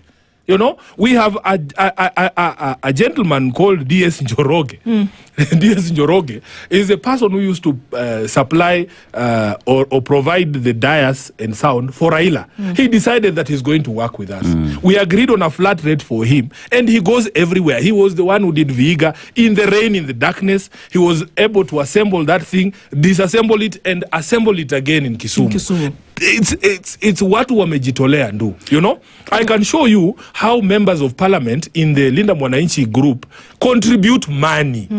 Our M-Pesa statements, these people have access to all these things. Our treasurer is Osotsi. We all send him money. You can see Sifuna is sending 200,000 to Osotsi for the rally in Kisumu. Bro, and what we spend money on, what do we spend money on? We spend money on the stage, the sound, and maybe security. That's it. On average, if you ask me, our budget for Kisumu was 3 million shillings. Do I need Uhuru to give me 3 million shillings? We have friends, my brother. We are members of parliament. The entire complement of the, what is it called? Linda Mwananchi, we have over 15 members of parliament. Each of them giving you 100,000 shillings is 1.5 million shillings. And there are people who give us money who, if I said they give us money, you'll be surprised. There'll be problems. It's not, they will be shocked. It's not Uhuru. It's not. So you talk about, obvious, there's a comport now of support. Yeah. And there's this power that is around all of this. It's interesting that we use the word power. But then how do you take that? Because the things that you speak about today, that people should live within a country whereby they have the right to not be disappeared. Absolutely. Whereby their children can go to school. That you can walk into a medical facility promised by government. Correct. That you can actually get the healthcare that you require. That you don't have to go to your senator and say, please help me with 15,000 shillings because I can't do 1, 2, 3. How do you take that need, combine it with this inertia that is clearly taking the country and turn it into a decision? Because the word that you mentioned, which I've written down, is that you must be consequential. And in order to move anything politically, we know in this country, you must be consequential with the numbers. How are you going to take this beyond just a spirit of fever and turn it into something that will be consequential? If that's what Kenyans are saying they want. Now, you see, we were taught by Raila that politics is persuasion. We believe in our ability to persuade. And we hope that the arguments that we are selling will make sense to the people of Kenya. There is no way of knowing, until the ballots are counted, whether it is your message has resonated with the people. But we can feel, because we also are recipients of information. We also consume information. We can hear the people saying that they are suffering. We can hear the teachers, for instance, saying they would rather go back to Minet. They don't want this sharp business. I speak to police officers. Police officers, they don't shout, but they whisper, sisi ndio Sifuna. Then they are like, hey, bana sasa hii sijui ati hii shaa vile wametusukuma huku, we can see vitu tulikuwa tunapata under NHIF, wanaanza kutuambia tulipe, sijui kuna limit za wiki, daily limit, sijui monthly limit. Yani, they are also suffering. We are saying, when you promise, you must deliver. Because the promise was for universal health coverage, that people would get free healthcare. That was the promise. We never thought that there would be limits or be told. And you remember the argument that William Ruto sold us. Because we used to pay less than 1,000 shillings as NHIF. And he said, it is not fair for a person like me, who's Sifuna, who earns 1 million shillings of taxpayers' money, to pay 1,000 shillings for medical cover. Can we squeeze you more so that those people who don't have anything can also get? So, okay, I pay upwards of 30,000 now for healthcare. And the promise was, mambo ya harambe ya kuchangisha pesa itaisha. And who are the guests of honor in those harambes? It is Sifuna. So me, I sat down and said, okay, it makes sense. If you are going to remove from me that burden of attending harambes, then it makes sense for you to take 30K from me. Yes. Now, what is the actual situation on the ground? totally different. You listen to the teachers, they are complaining. You listen to the police officers, everybody who's been onboarded. The facilities are complaining. They are not, the share reimbursements are not coming on time. You remember the case of the hospital in Mumias, where I was born. You know, a hospital shutting down under heavy debt because SHA is not remitting monies to them. So we believe that, and by the way, even this recent fiasco with fuel, I personally believe that you can tell the people the truth and they can still love you and they can still vote for you. Yes. Yeah. Like if for instance, no matter how bad this roof is about to collapse, why am I lying to you that we are all safe? Yeah. Why can't I just tell you the truth that, by the way, we need to evacuate? Let's move. Yeah. We need to move because this thing is going to collapse. So we have a leadership that lies about our true situation. Our true situation. We had countries taking precautions, saying, "Oh, we are going to work from home." Prime ministers dropping some of their entourage. You saw people at least taking steps to tell the country that because of the war that is happening in the Middle East, we are going to be strained when it comes to oil supply. But you have somebody with 2 weeks before he slaps you with a 40 shilling increase in diesel, he's telling you everything is fine, just chill. I have taken measures to make sure that you guys are okay. 2 weeks later, he's slapping with 40 bob. So personally, where I come from, and the school of politics that we have gone through is that you can be honest with people. You don't have to mislead the public for you to earn their support. So we have told the people that it is not going to be easy. Nobody is under any illusions. You know, personally, I am under no illusion that kicking out an incumbent is going to be an easy job. But it is the call of our generation. We have to do this at whatever cost, you know. Also, the parts of the country where you will go are just as important. Yes. There are two parts where folks are asking, will you come and hear the views of people? One of those is central Kenya. Yes. The other is Rift Valley. Beyond Nakuru. Yes. Now, will you go, and what are you expecting? Now, this is what I want to assure people, that we are not running around to be leaders of a section of Kenya. No. All of Kenya must be open to all of us, to all of the ideas that they have. And I give the assurance that we will go everywhere. In fact, the reason why you see us, we started in the traditional bases of ODM is because there is a fight to be settled in ODM. We need, first of all, for everyone to understand, or for us as leadership to understand where the core support of ODM is. Are they one term or two term? And the verdict from the coast to Mahaland to Nakuru to Kisumu is that there is no support for William Ruto in those places. And I go and I ask them, hapa Kondele, kuna kura ya Ruto? Wanasema hakuna kura ya Kasongo hapa. So, we will go everywhere. And the only thing that we ask is that we should be allowed, you know, like these threats and intimidation, they are all unnecessary. Even if Sifuna one day ends up as a leader who has a so-called stronghold, wherever that stronghold will be, I should not be the one standing up and saying, oh, Ndu cannot come there, Dennis cannot come there, so-and-so cannot come there to say their piece. Let us go to Eldoret. We will go to Eldoret, I can assure you. We will go to Turkana. We will go to Mandera. We will go to Wajir. We will go to Marsabit. We will go to Garissa, because we appreciate that Kenya is not just one corner. And whatever those people do, you know, there is a way you can speak to political leaders. If, for instance, you don't agree with Sifuna, wewe ni mtu wa two-term na unaishi Eldoret. When Sifuna comes, just stay at home. In fact, my biggest fear, and the biggest fear of every political leader, is to go and arrange a rally, weke stage pale, alafu mujikute ninyi peke yenu na security yenu. That is the biggest political statement. It is not being beaten. No, there is no place for violence. Somebody has said something. Okay, you've been with us for some time, and I'll definitely say we're grateful that you've done that. Our last question at this point. Yes. The words that you speak are very people-centric, Yeah. people of Kenya. Yeah. And one of the things that you've also mentioned, time without number, is that you cannot make promises to people that you will not keep. Correct. You will not say that you'll be president today. You will not say that you want to run for president tomorrow. But one of the things that you have said is that the Yeah. people of Kenya and what they need and want must be established. Correct. Is that something that folks will be able to hold you to come rain, come sunshine? Come rain, come sunshine. That one I can tell you for free, because we have a responsibility to do. I mean, none of us planned to be in this situation that we are in right now, but we find ourselves here, and we can hear what the country is saying. We can hear the call. We can hear the yearning. I mean, at the very minimum, you have a responsibility to answer to the call that we can hear out there. We will not make promises that we cannot keep.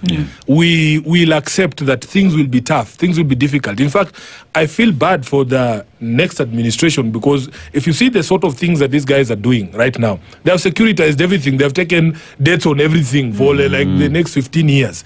You know, so it will be very tough, but we will be true. I mean, we will just tell you, hii kitu haiwezekani. And you will be with us there when we are trying to solve some of those problems. Na tuwaambie hii kitu imetushinda. Unaona? There is no reason to not be open with the people. As I've given you the example, if this roof is collapsing and I know it's collapsing, why would I just sit here and allow you to die? Yeah, I can tell you this thing is going. Wacha tutoroke. But we want to thank the country. We want to thank everybody who has been showing up. We want to assure you that we come in peace. We want to be able to sell our agenda, our proposals for the country. And I've said the country does not have a hardware problem. The country has a software problem. If we can persuade you guys that it is the software, it is the values in the constitution, it is about your freedom, it's about democracy, it's about social justice, it's about rule of law. Can I just demonstrate that rule of law point and then we close? You know, we have been asked, for instance, how do you know how jobs are created, Ndu? The government by itself cannot employ all of us. No. You need the private sector to have confidence in your country, to be able to put money here. Now, the rule of law is such that it's so important and critical, Dennis. If the story has been told of people, Airtel, I think, looking for a headquarters for Africa. Then they propose Kenya. They propose Nairobi.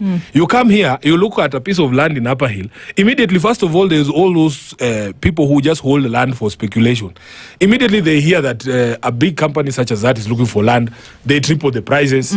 Then you go and conduct a search at the lands. You find that the title is written Sifuna.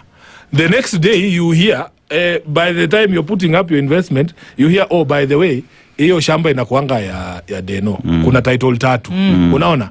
Aya, you don't have confidence that if you take that dispute to the courts, do you know why these big companies, when they do up contracts, they say arbitration will be held in London? Because you don't have faith that the judge hata kuwa ameonekana hapa kando. Rule of law is such that, and even if the judge is not bribed, and they give an order saying this shamba belongs to Ndu, but now the senator of Nairobi also has a stake here. Not a stake, a title. Now, koti imesema shamba ni yako. Mimi nakwambia wewe, hiyo koti, hiyo ni karatasi. You know this system of mambo ni matatu. Mimi si ni senator. Naweka guns kwa hiyo shamba. Wewe na title yako na judge wako, shauri yenu. So all these values that we speak about, they influence decisions. Why would somebody put money in an economy where the president of the republic can demand a share, and if you don't give them, they shut you down. We have many stories of enterprises that have been built here. We need people to have confidence in the country that you can put an investment here and nobody will hassle you.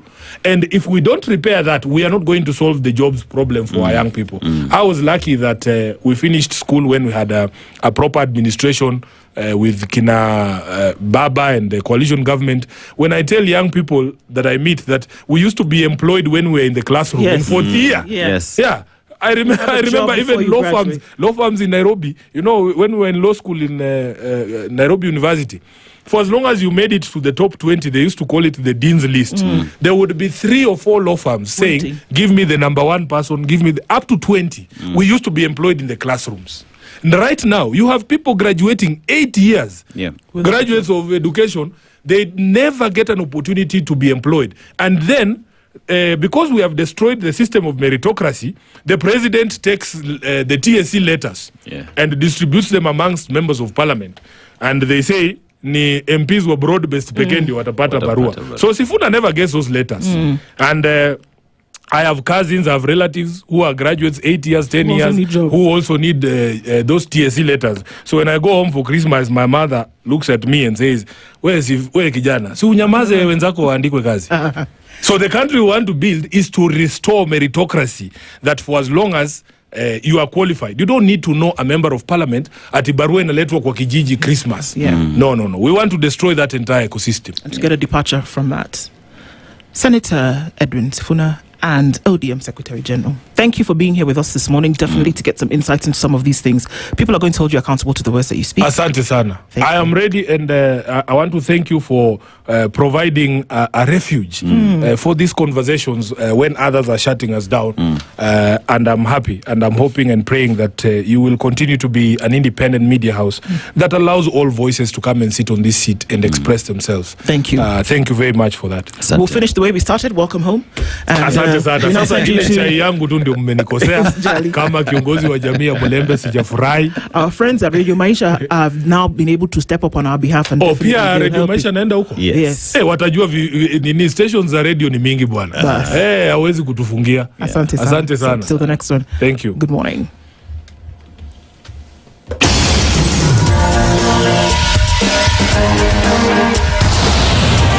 This is the Situation Room, the only way to start your day. Online, mobile, and on radio. www.spiceradio.co.ke.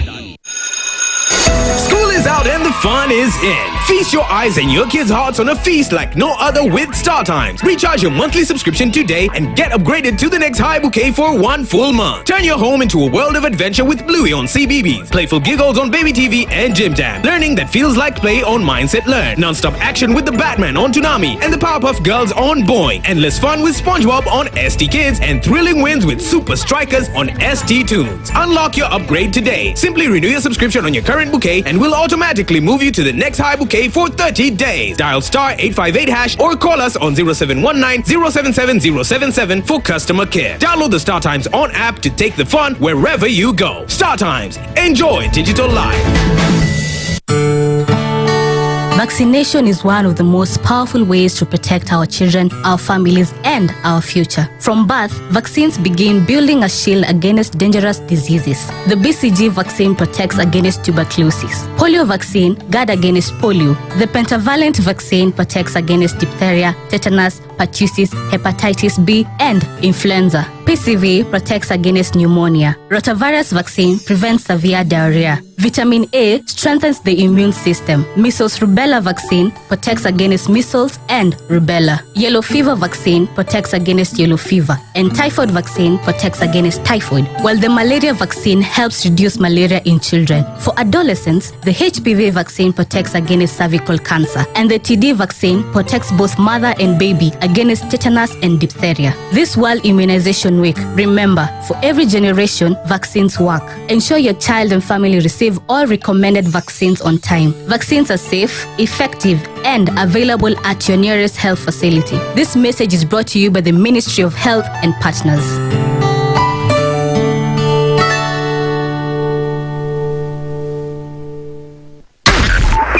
.5 Spice FM, Kisumu. The following takes place from 6 a.m. to 10 a.m. every weekday on Spice FM. Parliament has got powers. Let me break it down. The National Assembly can initiate an impeachment of the president. This same National Assembly. Yes. That's our constitution. Because this is just a continuation of the previous administration, which Ruto was part of. President Uhuru himself openly said that we're losing 2 billion daily. Daily. I mean, come on. Are you saying that we don't have a central bank? If we look at Kenya, both public-private sector, that figure is ranging between 30 to 40%, right? I think it's clear that the government of Kenya is living beyond its means. This is the Situation Room, the only way to start your day.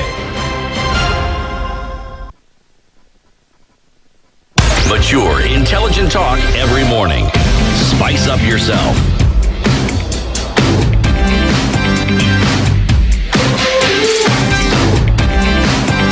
Mornings done right.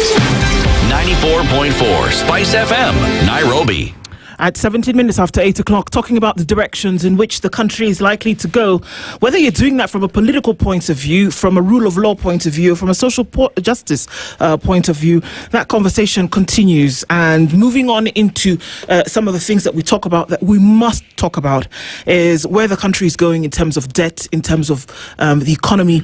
The most recently released report talks about the economy and what it looks like. The numbers definitely do not lie, and what wages are looking like for the first time in 6 years, and how we're talking about a slow growth. All of this against debt. And that conversation we now push into this hour with political economist Billow Kerrow. He's here with us in the studio this morning in the hot seat. Good morning, Billow. Morning. How are you doing? Not bad. Not bad? The numbers are not looking good, definitely.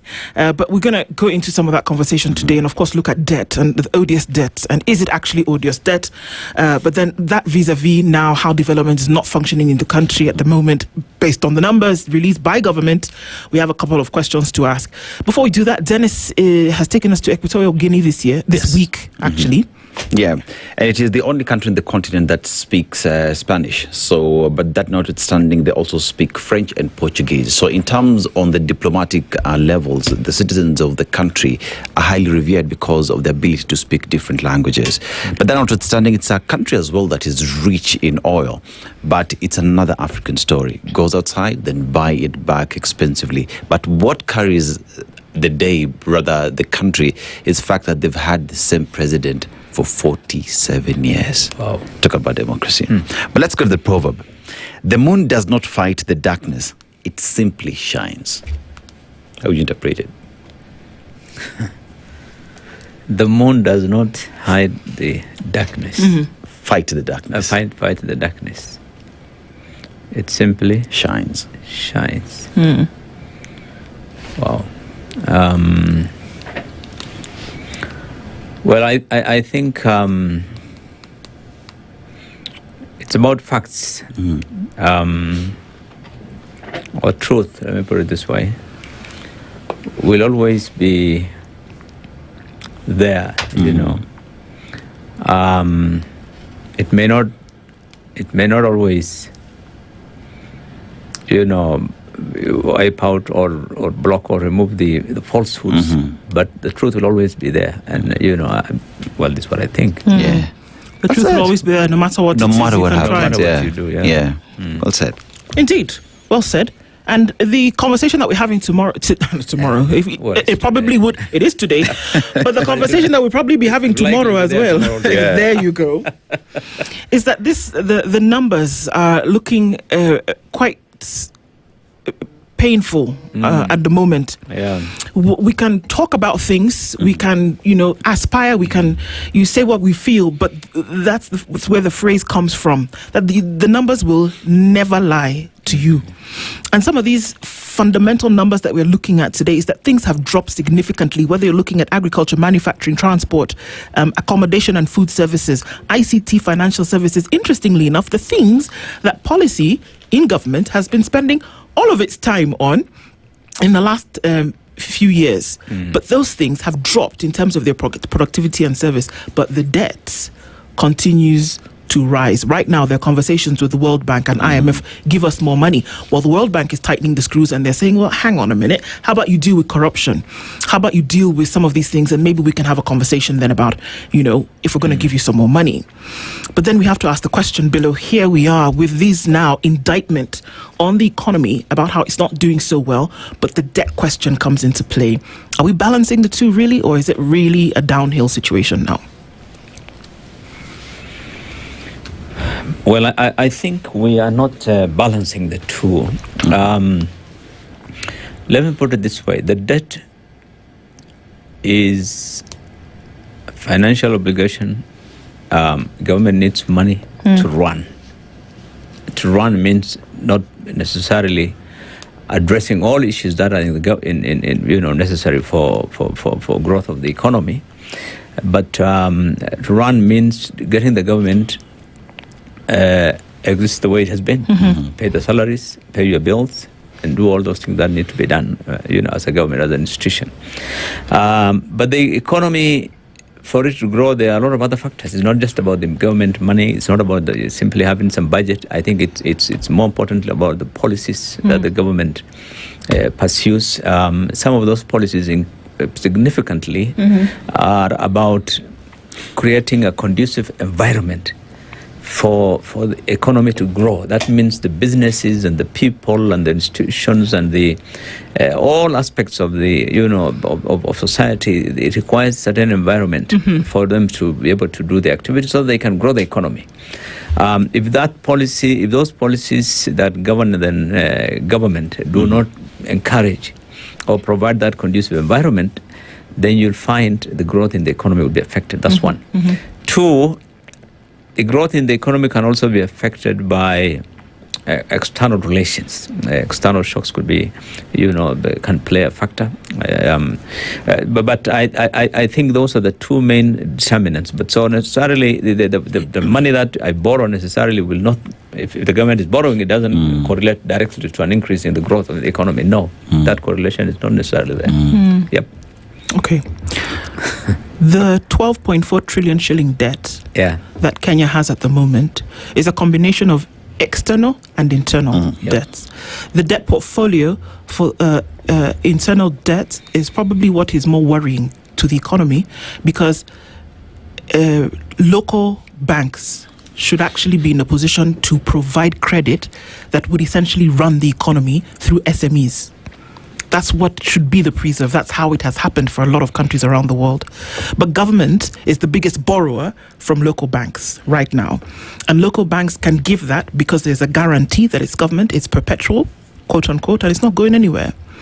So you lock out people who would then be agents of growth for the economy and give it to government who not their job to run business, but to create an environment where it's conducive for business to run and flow. But we keep incurring this debt. So can you actually have a moving economy where you have a debt portfolio that has locked out credit that should go towards building the economy in the first place? Yeah, that question is a valid question, but there are two aspects I need to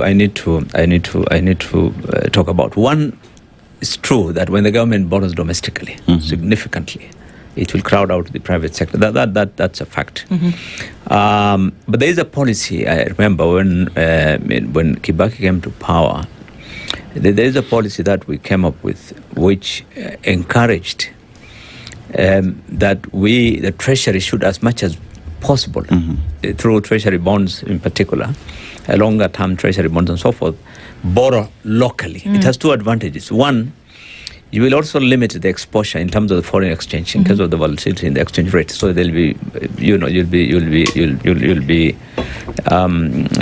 avoiding that. And two, if you're borrowing locally, then you're also giving capacity to the institutions that are locally to be able to, encourage your capital, expand your capital markets, particularly in the bond market and so forth. But the one thing that I know, which has been a challenge, even when we are not borrowing domestically, our banks have been a bit shy for a very long time in lending to particularly the informal sector. And this is a country where 80% of the economy is subsistence, is informal. And for you, if you're in agriculture, for example, or if you are in the formal sector, small and medium-sized enterprise, for you to access credit has always been a big challenge. And in fact, I have personally been insisting for a long time that this is one of the failures of the central bank as a regulator, that they've always focused on regulatory aspects, but they have not been focusing on facilitating the access of credit to the economy. There are countries where for you to run a bank, for you to be licensed, a certain percentage of your money, your loans must go to agriculture, a certain percentage of your loan must go to SMEs. That's the way to, deliberately encourage lending to those institutions. That way, then you will ring-fence money whether the government wants to borrow or not for treasury, but you will have money always for the private sector for those areas that the government deems necessary. But without that, when you central bank simply wants these guys to show a very good balance sheet or P&L account every year or balance sheet, then they are allowed to simply lend to government, and there you get crazy profits. That's why even in the worst of our economic situations, any year when we have performed the worst, the financial institutions have always made huge profits. There's no correlation, because they've always said, I want to put my money where? In the government, because there's the premium. That's what they do. Billow, we look at debt, and the government has to borrow for it to function, and we know the parameters upon which the government can borrow. However, we have instances where there is conversations on odious debt that exists in the country, and even that is a matter that is before court today. And one Okoh Mtata says that Kenya has overpaid its debt by about 3 trillion shillings. Now, as we talk about odious debt in the country, what are the realities or facts around existence of odious debt, reading together with the Eurobond that did not even follow the process into going to the consolidated account? It was received in an offshore account. What is the reality around odious debt in the country? And if it does exist, then what is the responsibility for the government? Should Kenyans pay for it? Or should we go back again into refinancing terms that have been used in terms to address that? Should we renegotiate on the same? This case by Omtata is a very interesting, and I think it's is going to be a precedent, not only in Kenya, but I think for many countries in Africa that have a similar challenge, because there are two aspects of that which are very important when you talk about the odious debts and the case in the court. One is, were these loans properly approved as required by the Constitution? That means, did Parliament approve it? Or were the loans obtained legally? I think that's the question. The second is, were the loans used in the manner required by the Constitution? Were they used to benefit the public? Yes. I think those two are fundamental issues that if the court ever makes a ruling on it, would have significant impact on going forward on the way the government will borrow. I have seen the government's case arguments that, look, there's an audit going on and the courts should wait for the audit. But let me tell you, we've been asking for this audit for many years. Yes. The government has always avoided this audit, or it has always been promised that there's an audit. But I think the issue is not about an audit to know how much our loan is. I think the issue is those two questions. And so it's a very valid argument I think Kenyans have. Now, the question number one, the one on how is this legally approved? I think this is one of the things that, let me tell you, we tried to deal with when we were at Bomas in 2010. Because we tried to argue that, look, the only way to deal with that question is to put the requirement for parliamentary approval before the loan is taken. So that Treasury must seek approval for the facility prior to signing on the. But now I think with the influence of government and so on, eventually the Constitution was done, the final that we have now. That was thrown out. And I think what happens now is that Treasury is simply required to submit a report every year on the loans it has borrowed and the terms of those loans and so forth and so forth and so forth. So it's after the fact simply informing Parliament, and that I think that is where where the weakness is really in our situation. But there's no doubt that their questions have been raised. Yes. And loudly and in public on some of the loans that have been taken. And a good example is the one you mentioned, the Eurobond, a few years ago. Because the Constitution, let me tell you, there's two aspects of the Constitution that has been always ignored of the Public Finance Management Act. One, the fiscal procedures, the fiscal rules that are required. Loans must be borrowed to finance development. This is very clear in law. Yes. Two, development must not be less than 30% of our budget. Both rules are often ignored by Parliament. By Treasury consistently, and there's been no pushback by Parliament really. And I think that is where the issue is. So that even last year, if you look at what IAS published the other day, even last year, 2024-25, only 70% of the money that has been borrowed has been used for development. So that means about 30% of it was actually used for consumption. And this is where the issue is. That's why in the Eurobond then, government had a very difficult time trying to explain what happened to that $2 billion. Yes. Where? Just show us. Used it fine, but where did you use it? Which road and where? Which program or which project?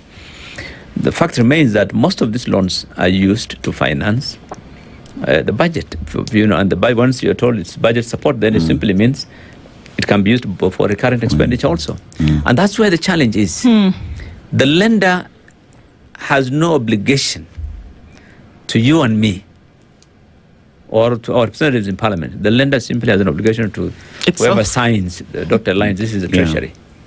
That's one of the challenges. This is why IMF is now seeking immunity to get out of that case, and quite likely they will. But the manner in which we say this is that we know that there are irregularities, not just irregularities, but illegalities in how this money is used.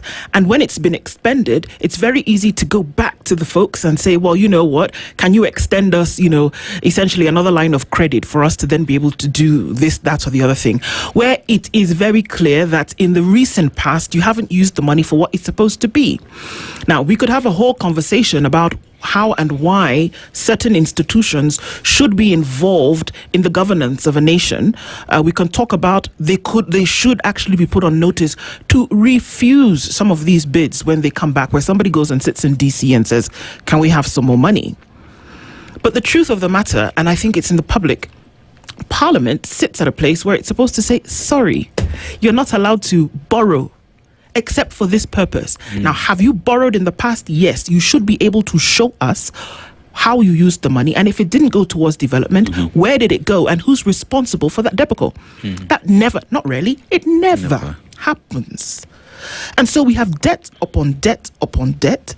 Many have argued that for the fact that it was taken to do something outside of development, and that in some cases never did reach the consolidated account, because folks have gone and they've done the through the alley to the end of the rabbit hole work and said that because money does leave a trail, there is no trail to show that some of this money ever ended up in Kenya. Now, based on those things, is this debt odious or not? Well, I think there is no doubt once this case is properly, executed by the court, and based on the evidence that they will be providing, there's no doubt that there are loans, there are facilities that will fall into that category of mention. That there'll be no evidence probably to show that those loans actually ended up in the consolidated fund, or that they have been used in the manner in which they were required to be used, and so that is going to happen. That I know for a fact that for example, although the law, both the PFM and the Constitution do provide some, if you look at the language of the law, that there are expenses, and obligations, financial obligations attendant to borrowing. Or securing, facility or guarantees or any of the securities that are issued. All financial obligations attendant to that. That's what the Constitution says. And someone could argue on that and say, look, yes, we paid some fellows in New York. I borrowed $2 billion, but I paid $500 million for some consultants. They would argue that based on that. So it's going to be that's what I'm saying, in that case. It's important that it comes before the court, so that then it comes out clearly. A precedent is set by the court on what constitutes a legal expenditure relating to loans, and whether we can actually spend that money out there before it comes into the consolidated fund. Because the reason why it has to come into the consolidated fund is so that it can be approved by Parliament. On the votes will be there, the appropriations will be there. But anything that happens outside the consolidated fund, then it becomes very difficult for Parliament to approve. And so you will. But we fall short of just saying it's illegal. It is illegal. It is illegal. That's basically what the language will be. Yeah. Yes. Yeah. Billow, I want to look at today. If I want to go get a facility from a bank, say it's to put up a house, right? There will be a discussion on how that is to happen. Phase 1, we're here, we'll give you this amount. Phase 2, phase 3, until you conclude. And one would assume that that is the same structure that the government would apply, in the sense that we want to borrow to build up, say, the expressway, and this is how much we need. And after being given that amount, then that fund, according to the PFM Act, would go specifically towards that project, right? Yeah. But when now we find that we took the loan, we have spent the money, but there is no expressway, how does that qualify to be legal expenditure where the money was spent for the purpose it was not meant for? Would that then automatically fall into an odious debt? Unless, of course, Treasury subsequently went to Parliament, which the Constitution somehow provides for it, and, argue that there are exceptional circumstances that have arisen for that facility or that to be redirected, loan to be, diverted to some other activity. They could say there was an emergency, there are, droughts, and the government had this crisis and that crisis, and that, if subject to approval, the thing with what makes all this legality thing very important is that you do not go through the due process, which requires you to get approval from Parliament. I think that is critical. But let me also say one thing, which from my experience, this thing about getting Parliament to approve is really quite technical, because the way Treasury submits its budget or debt papers to Parliament is so complicated and so technical that quite often I think members of Parliament would not even understand what is being submitted. So is that by design? Is it intentionally complicated so that you get fatigued even looking at the first set of tables, for example, and you say, you know what, at the end of the day, what's the sum? Can we afford it? Go ahead. Go ahead. Because there's no document. This is a facility from XYZ bank. This is what it's financing or no. Something like that would not come to you. This thing would be submitted in estimates, in financial estimates, quite often as an appendix. And you'll only see servicing of loans. And unless and I remember this when we had that Anglo leasing case in 2005. 18 different loans for 18 different projects. And everything was out there in the appendices down there, where they put the loans. In the estimates, it's all about how to spend money for buying papers and this and that, but you'll not see anything about the loans. You'll see about roads to be constructed, or you'll see about this or that, but you will not see that this will be financed by this. But you'll find somewhere at the back there's movements on loans, very technical and complicated thing, which unless those people in Parliament, now they have a Parliamentary budget office, which should be able to give them that analysis. But that is the way they get these things done. And so, but there's no doubt, to answer your question, that there has to be an approval if there's a diversion. If there isn't, then it's an illegality. And the law provides, PFM Act provides specific penalties for accounting officers who are in breach of that law. Clearly, you don't. Let me tell you that if you look at PFM, there are almost 30, 40 different penalties provided for people not complying with people in breach of the financial provisions. But rarely are they ever. When are they ever applied? Rarely. Because we're talking about the technicality of some of these things. If you spend money above your budget, even as an accounting officer or ministry, provisions are there very clear in the PFM Act for you to be dealt with. But tell me which Treasury. The accounting officer is Treasury would take action on those guys. There's always that thing we call political expediency, that there's politics, there are parties, and this is at the end of the day, everything is about politics. I mean, Billow, if all these reports that you say come to Parliament, they come in technicalities, so difficult for people to comprehend. But then we have the committees that one would say have been clearly put in place and perhaps have individuals who understand what they're doing. So I would go to several committees, so Finance Committee, Budget, Peak and Park. These are committees that one would say would pick up on these issues and be able to advise Parliament or advise government on what exactly is happening. So are we saying that even in the committees that we do have in place, perhaps are not cut out to understand these technicalities? And is that by design as well? No. you're leaving out the elephant in the room. It's called politics. That committee is made of parties. So they'll be lobbying.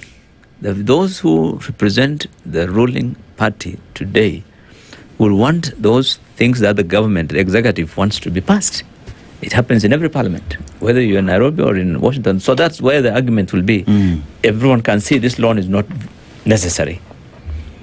It's not proper, but they have to get it passed because that's what the government of the day wants. So in committees, you'll find reports always have those political experience will be all factored in the report. That's why you find some people approving it, some people rejecting it. So the reports are always based on that, and that's why government is there to lobby always to get whatever they want approved. Okay. And so that is that's the key factor. Yes. Otherwise, it's not sometimes not about knowledge. It's about the fact that politics, government. And I'll give you an example. When we were having this. SGR, it was debated extensively. There were people who didn't want it, but government used their members, in the committees and in Parliament to ensure.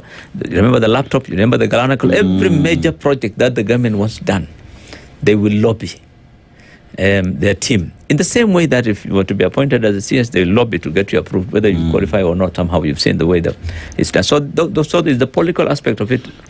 That always plays out in committees and in the House. Are the loans that Kenya, let's say, have taken over the last couple of years and what is being negotiated at the moment necessary? Well, I think, if you ask me, they are not all necessary. They are not all necessary because when you look at our priorities, sometimes they are misplaced.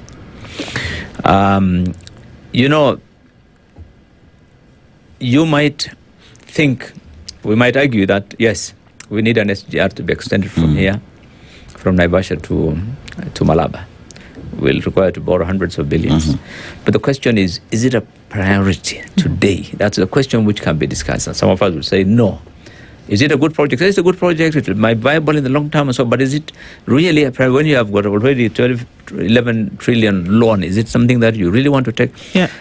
No. But if you have got an alternative way of financing, which is not a loan, like a PPP, for example. Like a PPP or something else, then go for it, but not a loan. I think this is why in the last few months I've been quite, supportive of some of the innovative ideas they've been coming up with to try and get around borrowing so that they don't go directly for loans. The PPP's examples, and some of trying to sell some of the assets and see whether they can finance some of the activities. So I think, so you can say yes. The issue is the priorities, and there are so many, by the way. You can't, when you go through the estimates and you go through the activities of the project of the governments, you'll find that some of these things are not really necessary. But so we are just in this is the way we do things. That culture, the work culture. So every ministry must run, every institution must run, and they all want money, and they'll submit their requests. Political expediencies, they'll be provided. You can't shut down this ministry or shut down this organization or shut down that one because of politics. So but if someone really wanted to make a difference, I say, forget about the politics. I'm not interested in whether you elect me or not, but I want to do this. They can take a pen and pencil and reduce our cost, and we may not need to borrow all those loans. So Kenya's in the shackles of debt at the moment, as are a lot of nations. But for me, the law has provided a way out. The law, just like you said, there's a PMF Act, there's the Constitution that says that there's certain ways in which you can save yourself from doing this. Number one, borrow for development, and let us actually see that development. But as you've painted the picture for us, that there are many technicalities at the legislative body that then make it difficult for them to handle it, whether it's lack of understanding, not really sure how to read those estimates or even know what they're all about, because the loan itself is in the back end of all of this. One would assume that when you're putting your member of parliament in office, that you would put somebody then who would be able to question and interrogate these things, because essentially that's why they're there. Even if you're unable to do it yourself, you would have the wherewithal mentally to say, okay, I don't understand this, but how about we debate in Parliament a few days longer before we say okay to this thing. If it means because you have access to researchers, it's one of the costs that Kenyans pay for. You have access to clerks, you have access to a budget office, like you said. Find out the information, make decisions based on information and not because of who you're politically aligned with. An election in this country was overturned. The results of the election was overturned based on a technicality, not on the results, not the numbers. That the passage of this thing had a question mark. So because of the passage, let us say we are going to pull those results and ask all of you to go back. If an entire election could be nullified because of that, here we are talking about the future of millions of Kenyans that is being held to ransom because of this debt. It's throttling industry. It's throttling social growth and progression that you cannot do. Let's be honest. Look at the numbers. You cannot do anything today because of that debt question. 100 shillings, 70 is going towards the payment of debt. Sure. And we are saying that all of these things, overheads, recurrent expenditure, and the future development must be handled by the remaining 30 shillings. It is impossible. It's not, maybe it can't work. It is impossible. It is not going to happen. But the answer is right there. It's like the person whose handcuffs has been removed but doesn't want to move. You know what to do, you don't do it, but then we can sit and complain. But rather than deal with the issue, we go to the World Bank and say, give us more. Give us some more money. Yeah. Very, very valid. Very valid. Let me tell you, I have dealt with finance even when I was from the time I was in Parliament. I was the chair in Senate Finance. I was also the shadow finance minister. But let me tell you one thing. Whenever there is a debate in the House on matters finance, you have the lowest quorum in our Parliament. The lowest. If you get 2 or 3 people sitting there, you are lucky. Nobody has appetite for matters, numbers, and finance. This is one thing that you'll always see. That tomorrow you can watch if there's proceedings in the House. When the other political issues always juicy and everyone wants to be there. But numbers, budget issues, and those things, and nobody will be very keen.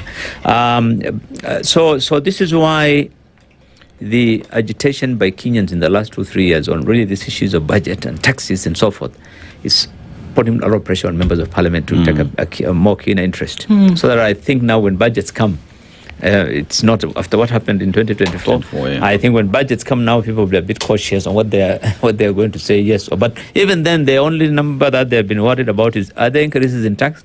Is the bread and milk of no? Then they're not worried. But that is not where the issue is. The issue is you have got 3 to 4 trillion shillings expenditure by a government, which is in those documents, bulky documents really, which requires you to take a pen and pencil and really try and understand what's going on. What are those things and why are they being spent, and can we not remove it? And so those are the things which I agree it requires more time to be debated and more time to be discussed, for example, in the committees and even in the House. But because of that lack of appetite for matters and numbers, let me tell you, there's some quite often. I remember in Senate, when the budget papers like the budget policy papers and all those things come, we're sometimes given only 1 day. 1 day, and those are very, because of the process. The Parliament, the Treasury will take advantage of the process laid out in the Act, which requires that latest by this date you submit the document. So they're submitted, and so it goes on a conveyor belt, and your time you're given is.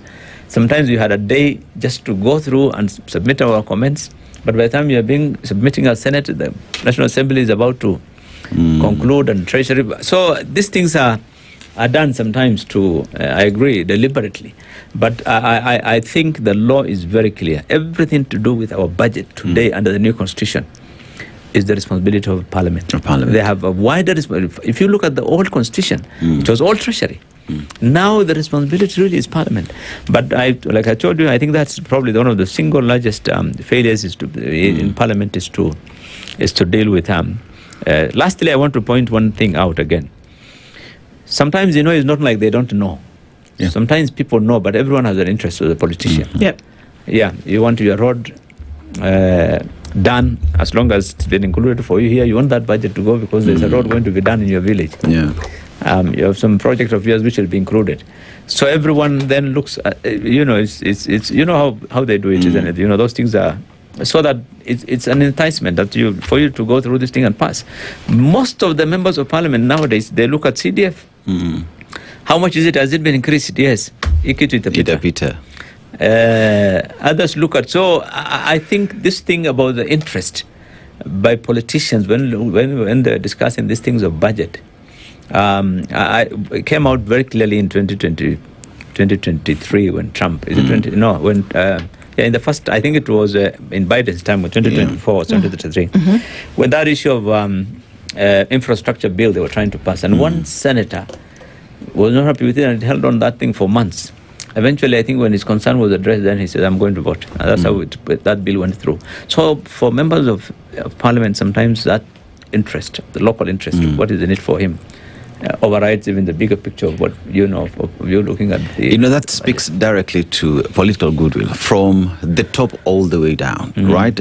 Because then we talk about, and I will try to segment it, political goodwill in the sense that the president would want to push his agenda through members of parliament because he's being smart and putting in a road to your area is included in this budget. So definitely you feel obliged because there are promises you gave to your people.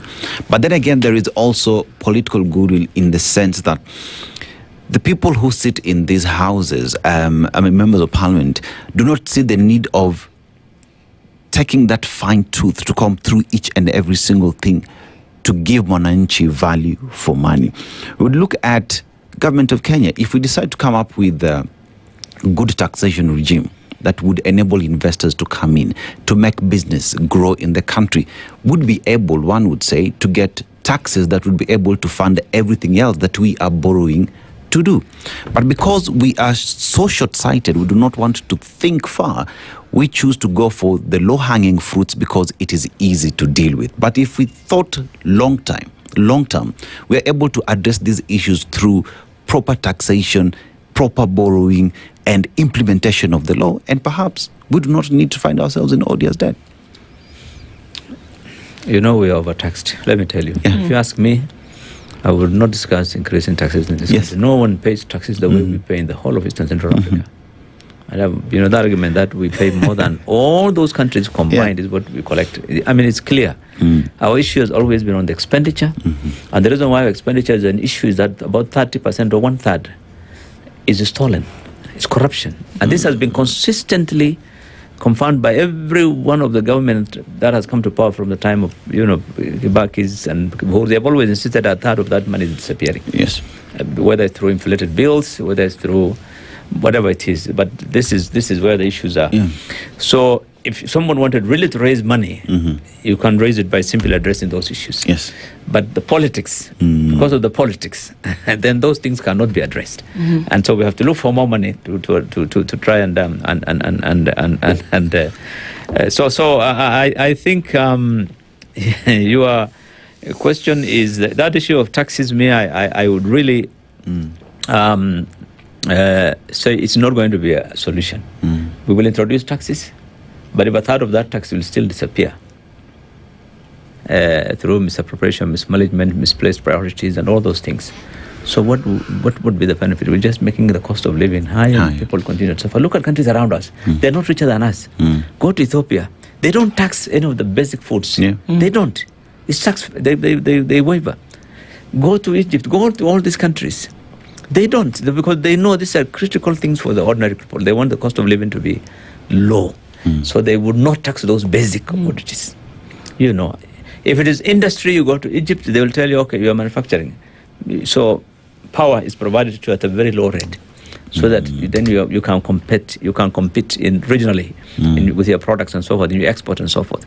So I think but otherwise, in a situation where ours is, that's why I told you from the beginning, the issue is really about policies.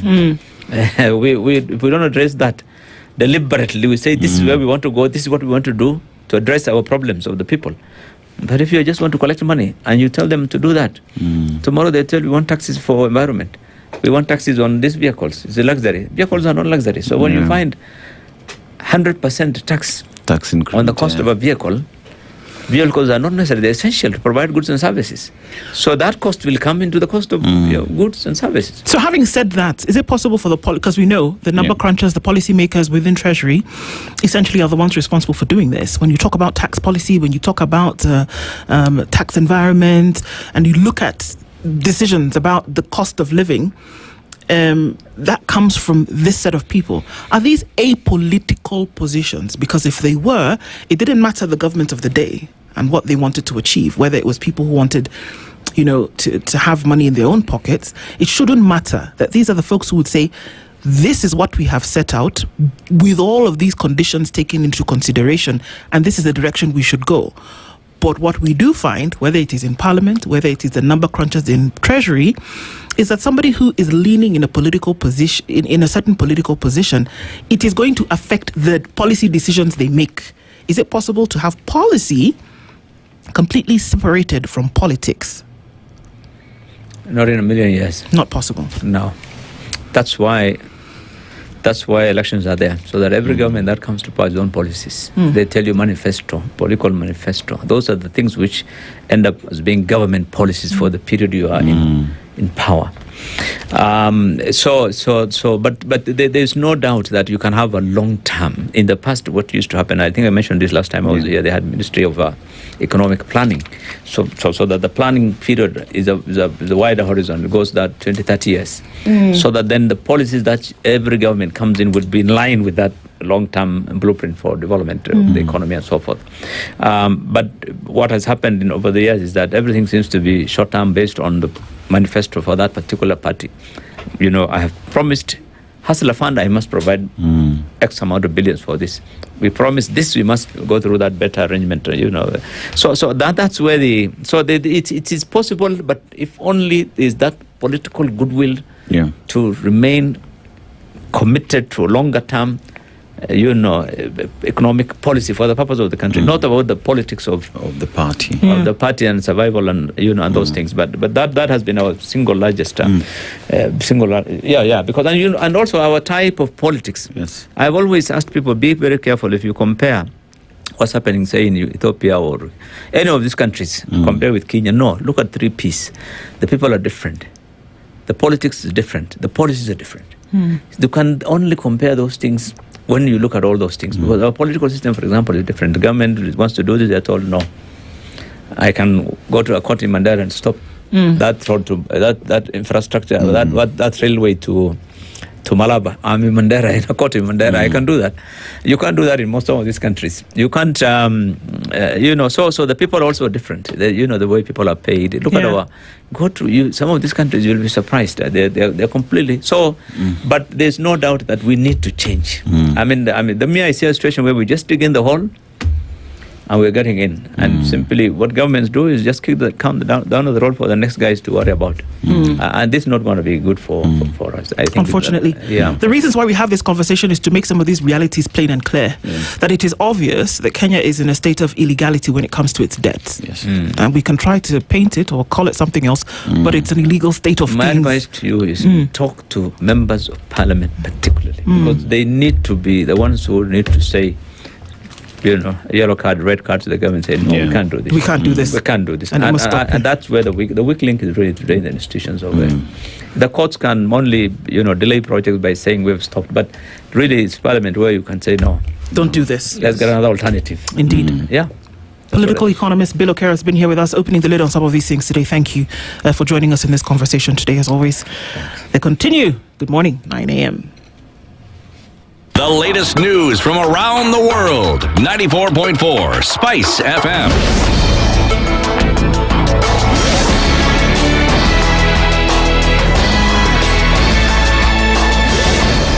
Good morning. This is the Newswire. I'm Leah Obaga. The Auditor's General Special Audit Report on the status of affordable housing projects covering the period from the 2022-2023 financial year to April 30th, 2025 has laid bare serious legal gaps that could haunt President William Ruto's flagship projects in the future. The report reveals that a number of projects were implemented on community land or land held under customary tenure, while others completely lacked verifiable verifiable ownership documentation. In some cases, the land is owned by county governments, further complicating ownership and legal clarity. Notably, a total of 269 out of 394 projects, representing 68% of the total projects, lacked the crucial documentation. They include 54 affordable housing projects, 4 social housing projects, 125 economic stimulus program markets, 28 solar high-mast floodlight projects, 22 modern market projects, 28 market stalls and sheds, and 8 social and physical infrastructure projects. Housing Principal Secretary Charles Hinga, who appeared before the National Assembly Public Accounts Committee, said the number of projects with title deeds has since improved, albeit marginally, since the audit. Kenya's trade deficit widened by 59.5 billion shillings to 1.65 trillion shillings in 2025 from 1.59 trillion shillings in 2024. This is an increase of 3.7%, driven by the country importing more goods than its exports to other countries. Export earnings increased slightly to 967.9 billion shillings, supported by products such as vegetable oil, raw coffee, clothing and farm produce. However, some products such as tea leaves, pharmaceuticals and titanium fell. On the import side, expenditure increased to 2 trillion shillings, driven by purchases of machinery, vehicles and steel. At the same time, the cost of importing oil and rice fell slightly, helping to slow the pace of the deficit.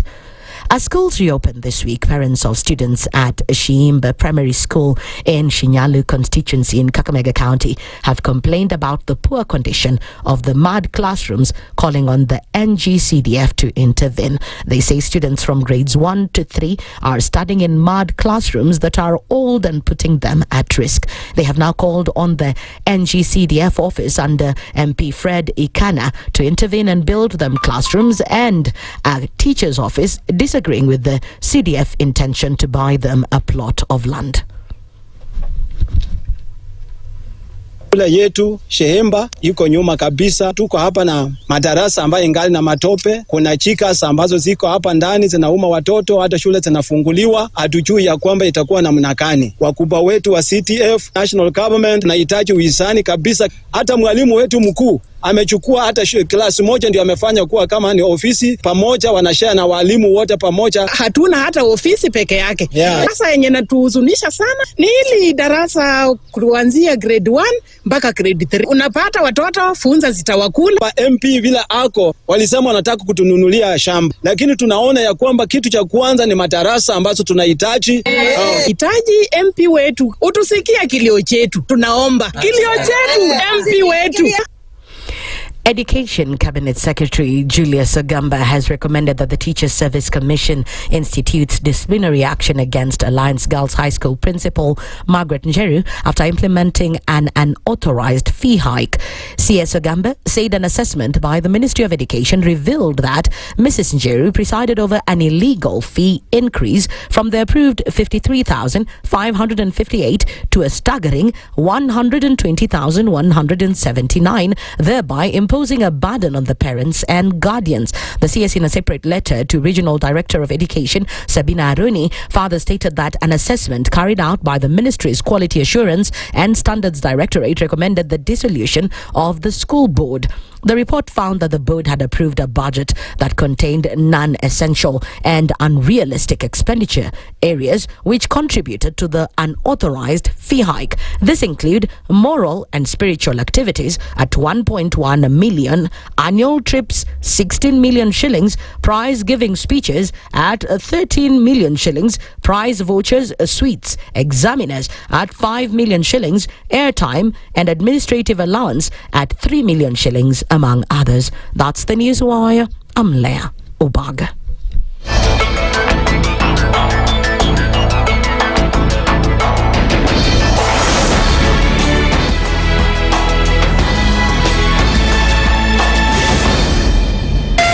.4 Spice FM, Nairobi. The following takes place from 6 a.m. to 10 a.m. every weekday on Spice FM. Parliament has got powers. Let me break it down. The National Assembly can initiate an impeachment of the president. This same National Assembly. Yes. That's our constitution. This is just a continuation of the previous administration, which Ruto was part of. President Uhuru himself openly said that we're losing 2 billion daily. Daily. I mean, come on. Are you saying that we don't have a central bank? If we look at Kenya, both public-private sector, that figure is ranging between 30 to 40%, right? I think it's clear that the government of Kenya is living beyond its means. This is the Situation Room, the only way to start your day.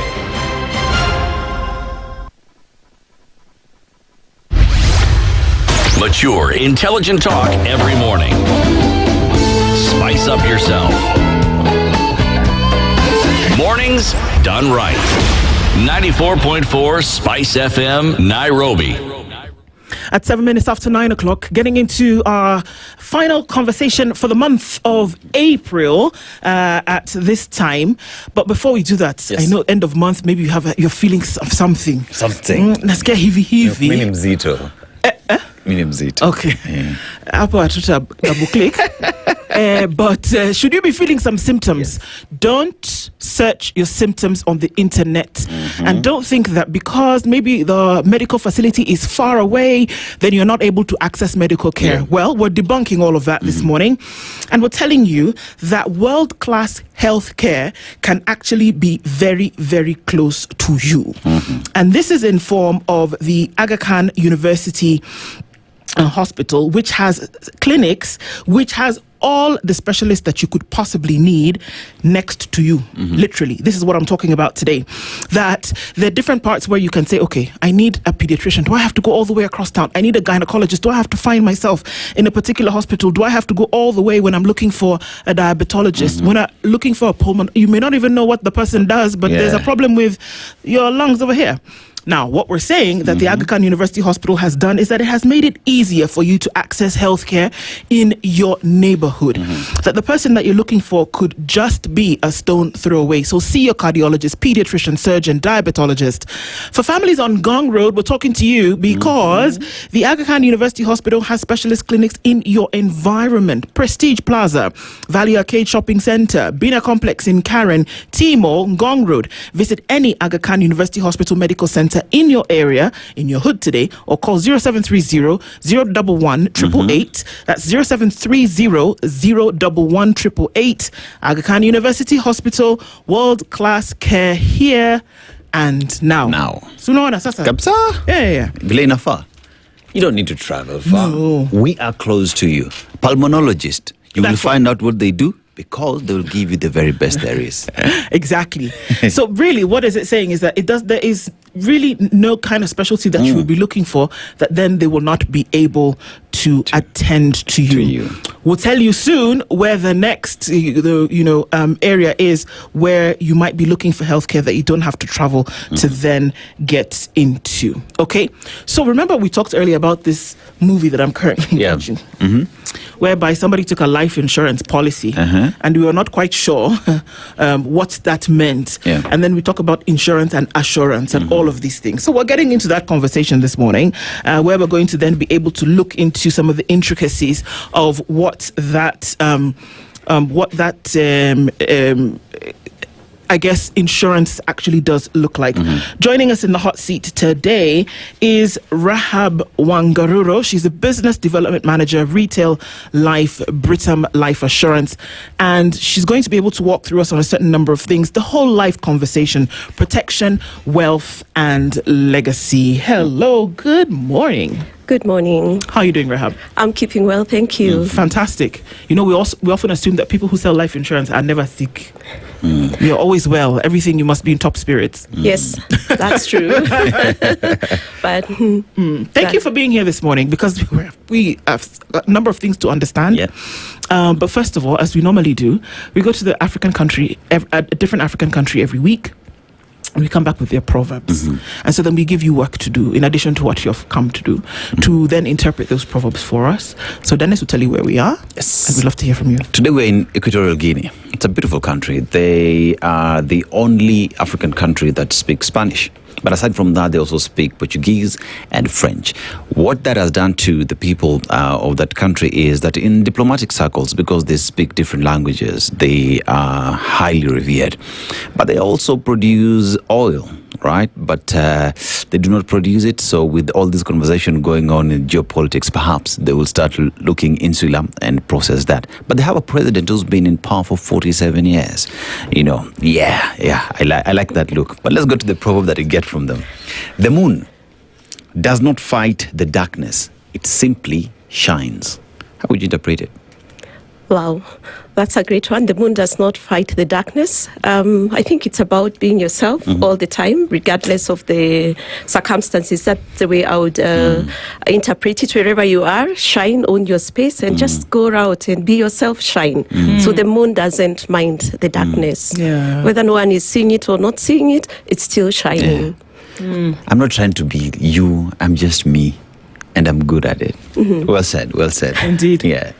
Well, so let's look at this whole life conversation as we get into it this morning. A lot of us have conversations around, okay, this is what I'm going to do. I'm going to start this business. I'm going to assure that I can retire by the time I'm 50. I want to make sure that, even 40. By the time I'm 40, I want to be able to to have retired.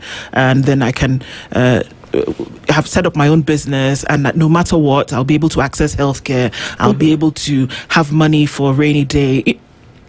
But then never get around to it. We wait until maybe there's a shocker, whether it's in the economy or whether it's in our lives, and then we say, oh my God, this thing could actually happen tomorrow. And then that's what spurs us on to then be able to make that change. Why do you imagine that that's the case?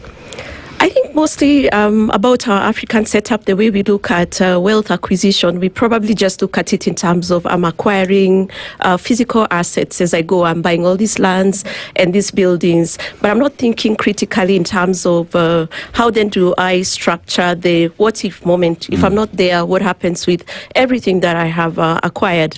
And we find that most times, most people are not thinking through, I need then to have a life insurance policy that then takes care of the liquidity needs of my family in case you're not there.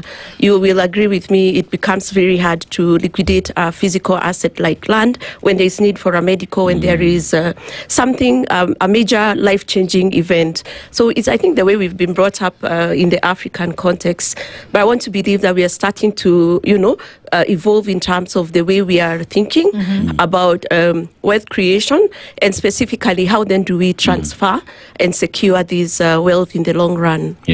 I mean, nowadays when you have discussions just with your calls, with your boys, it's I'm looking at the future. Biashara iko fiti, I bought a land somewhere here, I got into this business, it's giving me some money, but that's all I care about. I have money in my account, but we don't think about the future. What next with this money that I have in my account? Where do I take it? Because it's a conversation that we have not been cultured to talk about. So how then do we switch the populace into asking the what next question? Okay. I think that's a great question, and like I have said, it will involve a lot of mind shift in terms of the way we look at the what's next moment. We as a population need to just become comfortable thinking about the risk events that can happen as you're going through your life. It's great to have the great money, the great investments, the good assets, but we also know that one critical illness can land you into complete desolate situation whereby you're really now looking for, what do I do? How do I liquidate this? How does my business continue when I'm not there, when I'm not physically present, or when that lifestyle disease has come and changed the lifestyle that I have in terms of, number one, even ability to run my business. What next? Is there a policy, or is there somebody who can then take on that risk in terms of, in case of a critical illness, please come and give me a lump sum that can continue continue to give me some semblance of the same lifestyle I had before. That way, I protect the wealth that I'm already having. I do not need to liquidate my assets. I don't need to go and break my investment in order to take care of that risk event. And even beyond that, what happens? Because we always say it's not for death, it's not what if, it is when. It's a certainty. So I think we need to really think through how we are looking at this whole issue of insurance with regards to the next moment. To life. And to life, yes. So what is... We use insurance assurance interchangeably. First of all, are we wrong? Not really. Okay. Not really. Insurance is basically just taking the fact that you are picking a risk event and transferring that risk event to somebody else who can then come in. So, for instance, the risk when you insure your motor vehicle, you want to be indemnified in terms of if you are at a point at which you've lost that vehicle through an accident, you'd be returned or taken back to the point of before the loss. So insurance is about transferring the risk to underwriter who can then indemnify you. Now, when it comes to life assurance, you can't over-insure a life. If somebody is not there, you cannot return them back to life, but you can certainly, as an individual, take an insurance policy that then sort of comforts your family, So insurance, that's it. So we have wealth, we're doing well, we're enjoying, and everything is good. But there needs to be a plan, because most of the time, the reason why we find ourselves, we say that you are only a sickness away from poverty is because we do not plan on whenever these incidences do happen.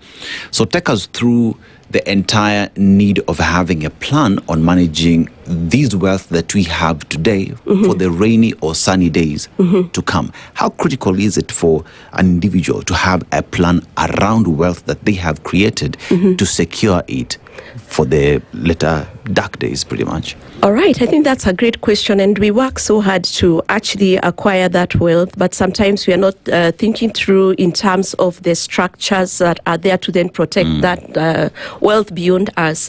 And you can imagine what happens when now an insured or a property owner, somebody who has acquired so much wealth, is no longer there. Number one, in the African context, we find there's chaos. It's a recipe for chaos, and we've seen family disputes immediately coming in. You find somebody who had so much wealth not able to, even the family beyond that liquid-wise, maybe there's no liquidity. So I think whole life, when it comes to whole life planning, it is basically a plan which allows you to pay a premium for a short period of time, and that could be 10, 15 or 20 years. And what you're saying in whole life is I'll pay my contribution for that period of time, but I'll be on cover for the rest of my life. So at the point at which you then pass on is when then the whole life comes and pays an entire benefit to your family. Now, what that does is that it guarantees that, number one, the assets you already have do not have to be liquidated. Number two, within the whole life plan, you can then come and say, I want my beneficiary to be a trust, a trust arrangement, whereby you're giving instructions to a trust to administer your estate on your behalf beyond your life. And this takes care of your family in terms of they have immediate liquidity needs when you're not there. You're then being taken, or making sure that your family is being taken care of beyond your life. Now, we also, within the whole life plan, the main benefit is the death cover, and that death cover grows every year. So if today I start off with a death cover of 10 million, it means next year it will be at a higher value. So every year I'm around, the value of that policy just goes gaining value. That means there is something tangible to be left behind to your next generation without necessarily having to interfere with the assets you have. So we find that a structure. Okay, just take us slowly here. Okay. Rahab. So, Ndu, okay? we can just tick off slowly, because so that we can also understand, because sometimes you use these words wholesome and somebody sits and says, okay, that's great, I can take out a policy and I put a little bit of money every month, and then in case anything happens to me, my children will never have to be mistreated, suffer, whatever, they will go to school, kind of thing. On the whole, it sounds that's how it works, right? Okay, so what are we talking about here that would be significant enough so that children will continue going to school, household needs will be met? All you need then maybe is an administrator of the account. You see, I'm going many details now, starting to unfold. And this is what we're talking about: whole life insurance. What am I paying per month, per period, that would ensure that the life that is given to these children right now is maintained in my absence? And then, what if I don't die, but the children come of age, knock on wood, we are not dying, come of age, and they could have access to these resources? All right. That's a great question. And we'll just maybe start with what's the minimum contribution you need to do in terms of securing a whole life plan. So a whole life plan, the minimum contribution with Britam is a minimum of 3,000 shillings. But of course, you as an individual are the ones who determines how much coverage do I need for myself. So in case I need a higher coverage, of course, it means that I need to think through what is the cover I would want. That's the one that guides in terms of how much premium do I pay. It is also guided by how old you are. So the older you are, the higher the premium. The younger you start on this conversation, the lower the premium. Now, I say the main benefit is the death cover. And what that means is that the policy actually then pays the next beneficiary at the point of death, or it pays the beneficiary at the point I am not around, is when a whole life pays. So it is for the benefit. Actually, if you think through a whole life plan, it's basically about legacy. I want to leave something behind for my children and ensure that I can create something even out of nothing. In case I was not left for generational wealth, I can actually then purposely create something for them. So every year, this death cover goes growing as long as I'm alive. Now, remember, I said you pay for a limited time period. You can either pay a single premium, or you can pay now the premiums either quarterly, monthly, semi-annually, or annually over the term periods we've talked about. Now, when that term comes to an end, you simply stop paying premium, but you remain on cover for the rest of your life. And that death benefit continues to grow. So assuming you have a long life to live, it means it is a greater time period for your family to then, for that policy to then gain value for the benefit of who? Your child. But I must die in order for it to be activated. For the whole life, yes. Okay. However, it then does have benefits which you can access when you're still alive. Okay. And this is you as the individual who is insured. So the first benefit is critical illness. In case you get a first-time critical illness, you can access part of that benefit, which you give you as a lump sum for you to be able to take care of the lifestyle changes that come with the critical illness. Then at the point of critical illness, what happens is we waiver the premium. We tell you, sorry for your illness, here's some lump sum to take care of you, but we don't need you to continue paying premium. And after how long does that kick in? Let's say we're in 2026, okay? You've maybe done quarterly, you come to the end of the year, you're still alive. How long does it kick in for you to then be able to give a lump sum if somebody then gets one of these critical illnesses? It depends. And with insurance, it's mostly we look at it in terms of, have you gone for medical, have you not gone for medical? So if you go for medical and we accept you, even in month 2, if you come and you say I've contracted a listed critical illness, then the cover is active. However, if you've not gone for the medicals, we might subject you to a waiting period so that we are able to be comfortable with the fact that you've been with us for a year. Then after a year, the cover is completely active. Okay. What if you outlive? Look, you started this conversation talking about us as Africans. We don't really like to talk about death, but you also said it's the one sure thing about life is death. Yeah. What if you outlive your beneficiary?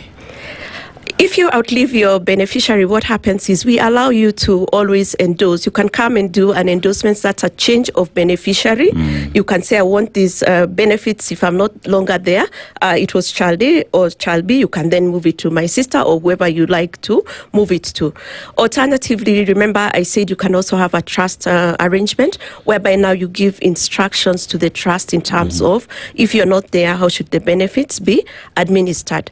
And a trust arrangement is good, especially when there are young children involved, because we see death. We don't know when we will die. It is the Almighty who decides, isn't it? Yeah. So somebody, and we've had situations whereby both parents have died and they've left young children, and then now the children have to go to, relatives. How do you make sure that your children, if you're not there, whatever you intended for them goes on? So you can have a trust arrangement where you give them instructions in terms of how does the trust administer your benefits on behalf of your children. Yeah. So, you see, what we're talking about mostly, the way I look at it, it's about the future of your loved ones, pretty much, and how you will leave them. That we're talking about, I will take a life cover, how to manage my wealth, so that in the event that I'm not there, the people I'm leaving behind have it easy, or rather I've given them a step ahead in life.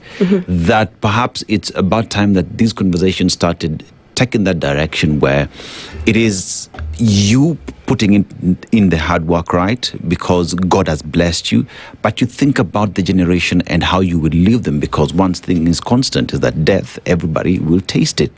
But even while at that, does not mean that even if I'm alive and I have my own difficulties, I am not able to benefit from this cover. Are these discussions perhaps that many are having? Are we seeing that change?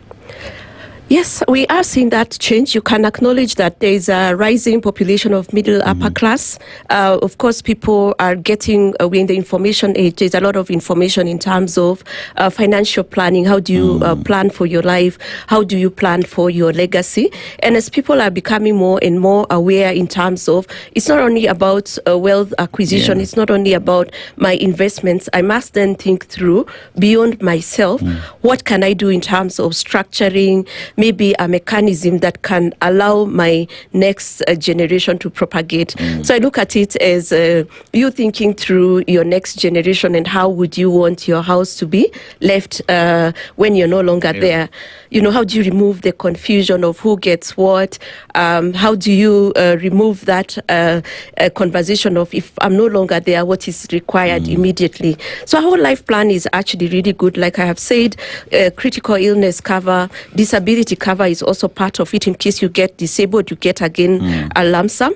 And then there's an interesting one also called the waiver of premium on retrenchment for people who are employed. We have that rider as a rider benefit, whereby in case you're employed and you have that rider and you get into a retrenchment, we waiver your premium for about 6 months just to give you a reprieve for you to be able to sort yourself up, you know?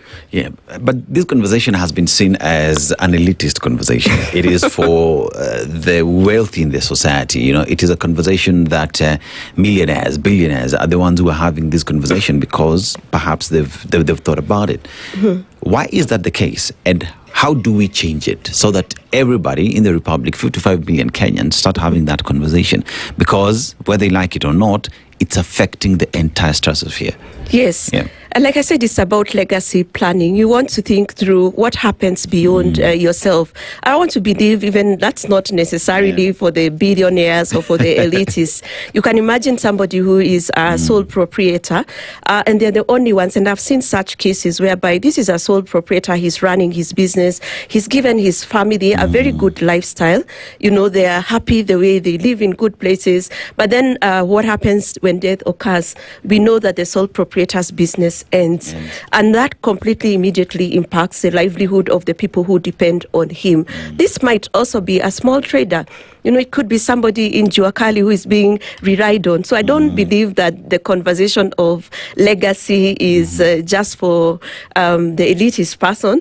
It is a conversation for all of us because we've already agreed it is not if, but when.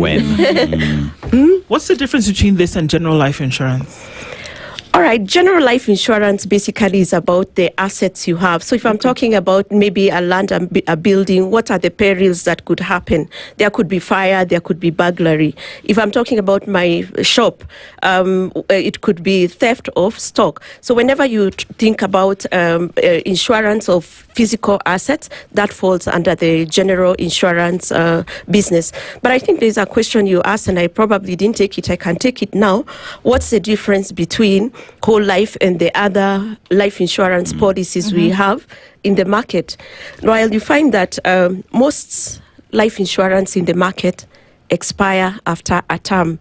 So for instance, let me give an example of a plan which we have, which is called Tegemeo. This is a policy, again, that pays or covers me against the main risk event, again dying. But then what happens is that I pay within a term of either 5, 15, 20, 10, 15 or 20 years. Now, as I'm paying premium, I'm on cover. Once the 10-year term, for instance, if I've picked a 10-year term, once the 10-year term expires and I'm still alive, there's no benefit payable. So that policy benefit expires. But a whole life, remember, we said you pay for the terms. Wait. Go back a few steps. Yeah. I've given you money for 10 years. Yes. Then I don't die. Yes. Do I get my money back? You don't get your money back. Never. And you can equate it to your motor vehicle. You are on cover. You're covering your motor vehicle every year for comprehensive. If you don't get an accident, no one pays you some money. But if you get into the accident, that's where the difference is. But my motor vehicle does not breathe. It doesn't have children. It is not eating and seeing the doctor. It only depends on Strait of Hormuz. Yes. Yes, but your life, your motor vehicle depends on you. You even owning that motor vehicle depends on you being alive. You know, so the only assurance of me benefiting from this thing is if I die. That's on the regular ones. Yes, that's on the remember we said it is paying the risk. The main risk event is death. Right. But now whole life covers you for the rest of your life, as opposed to the other policies which expire. It's almost like you're encouraging folks to kick the bucket so that you can actually get this money that you've saved. That's what it sounds like. But in the event that doesn't happen, how then do you balance the apparent unfairness of that? Because so it's like, I've got this money, it's clicking on 20 million shillings, but God, are you gonna take me so that somebody can benefit from this money? Because you can then imagine what happens in a situation whereby it doesn't happen, and then you've put away this money for this period of time. I mean, I hate to say, with the hope that you will go so that somebody can benefit from it, but then it doesn't happen, and you've put away this. How do you come back from that, Rehab? Oh, okay. We said whole life is basically about legacy, and I think we need to accept that it's about legacy. It's about me protecting and making sure there is something for my family. Now, you might find that as I'm doing my whole life as an individual who is also doing financial planning, I'm also into other plans that then cater for that need. So I'm into a plan that is helping me grow my investments. So what I would advise is whole life and insurance policies actually tick the box, especially when you reach a certain age, when you've acquired quite a bit, you realize, wait a minute, you actually reconcile yourself with the fact that death is inevitable. So whole life plan is basically about that acceptance that it is not necessarily for you to gain, but it is for the gain of the people behind you. Rehab, I want to look at this conversation in terms of insurance penetration in the country. You know, for a very long time, we've staggered at around 3%, right? And for as more young people get into entrepreneurship, as more Kenyans get into this space, it is hoped that insurance penetration continues to go further, right? So what are we looking at in the near future in terms of you even pushing these conversations so that more Kenyans come in? Because at the end of the day, more people are getting into business and more people are getting wealthier. So then how do we ensure that as we do well, insurance penetration as well continues to grow? Is it a concern for the insurance industry? Yes, it's definitely a concern, and that's a great question because we are always innovating products. Not necessarily. The whole life is definitely, we've done a revamp. We've actually had the product, but we've revamped it, taking into consideration a lot of research of what's going on. But then we have also gone through a space when we've really innovated quite a bit within the insurance savings space. And what we are seeing really ticking a box for the younger generation is, what we call the unit-linked plans. These are life insurance policies that have a component of savings, but then they also have a risk coverage. So somebody is being able to see, as I save, there's a return to myself as I'm alive, but in case of an incident, I'm also covered. Now, those are becoming very popular amongst the young population. We note that they like to do things digitally. So we are also really heavily innovating around how do we empower them to be able to access these products easily. A young person wants to just go onto their phone and do a product quite quickly. So we are innovating heavily so that we are also driving up those penetration numbers.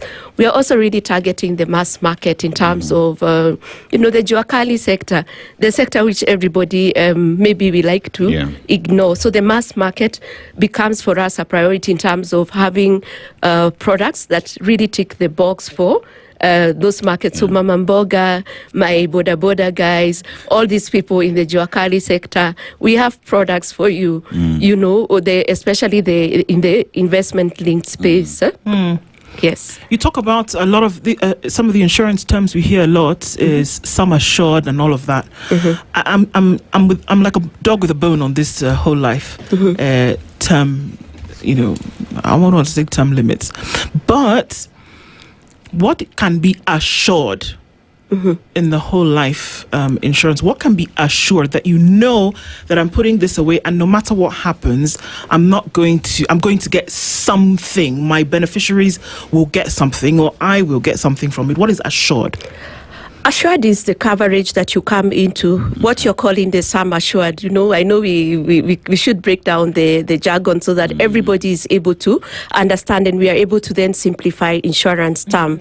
So that coverage is what we call the sum assured, meaning if I'm coming into a plan, where am I starting at? And I give an example of you're coming into a plan and you say, I'll be giving you X premium for a coverage, say, of 20 million. So I start off with 20 million. And I'm told you have to pay premium of, let's say, 10,000. Every month I'm paying my 10,000 diligently.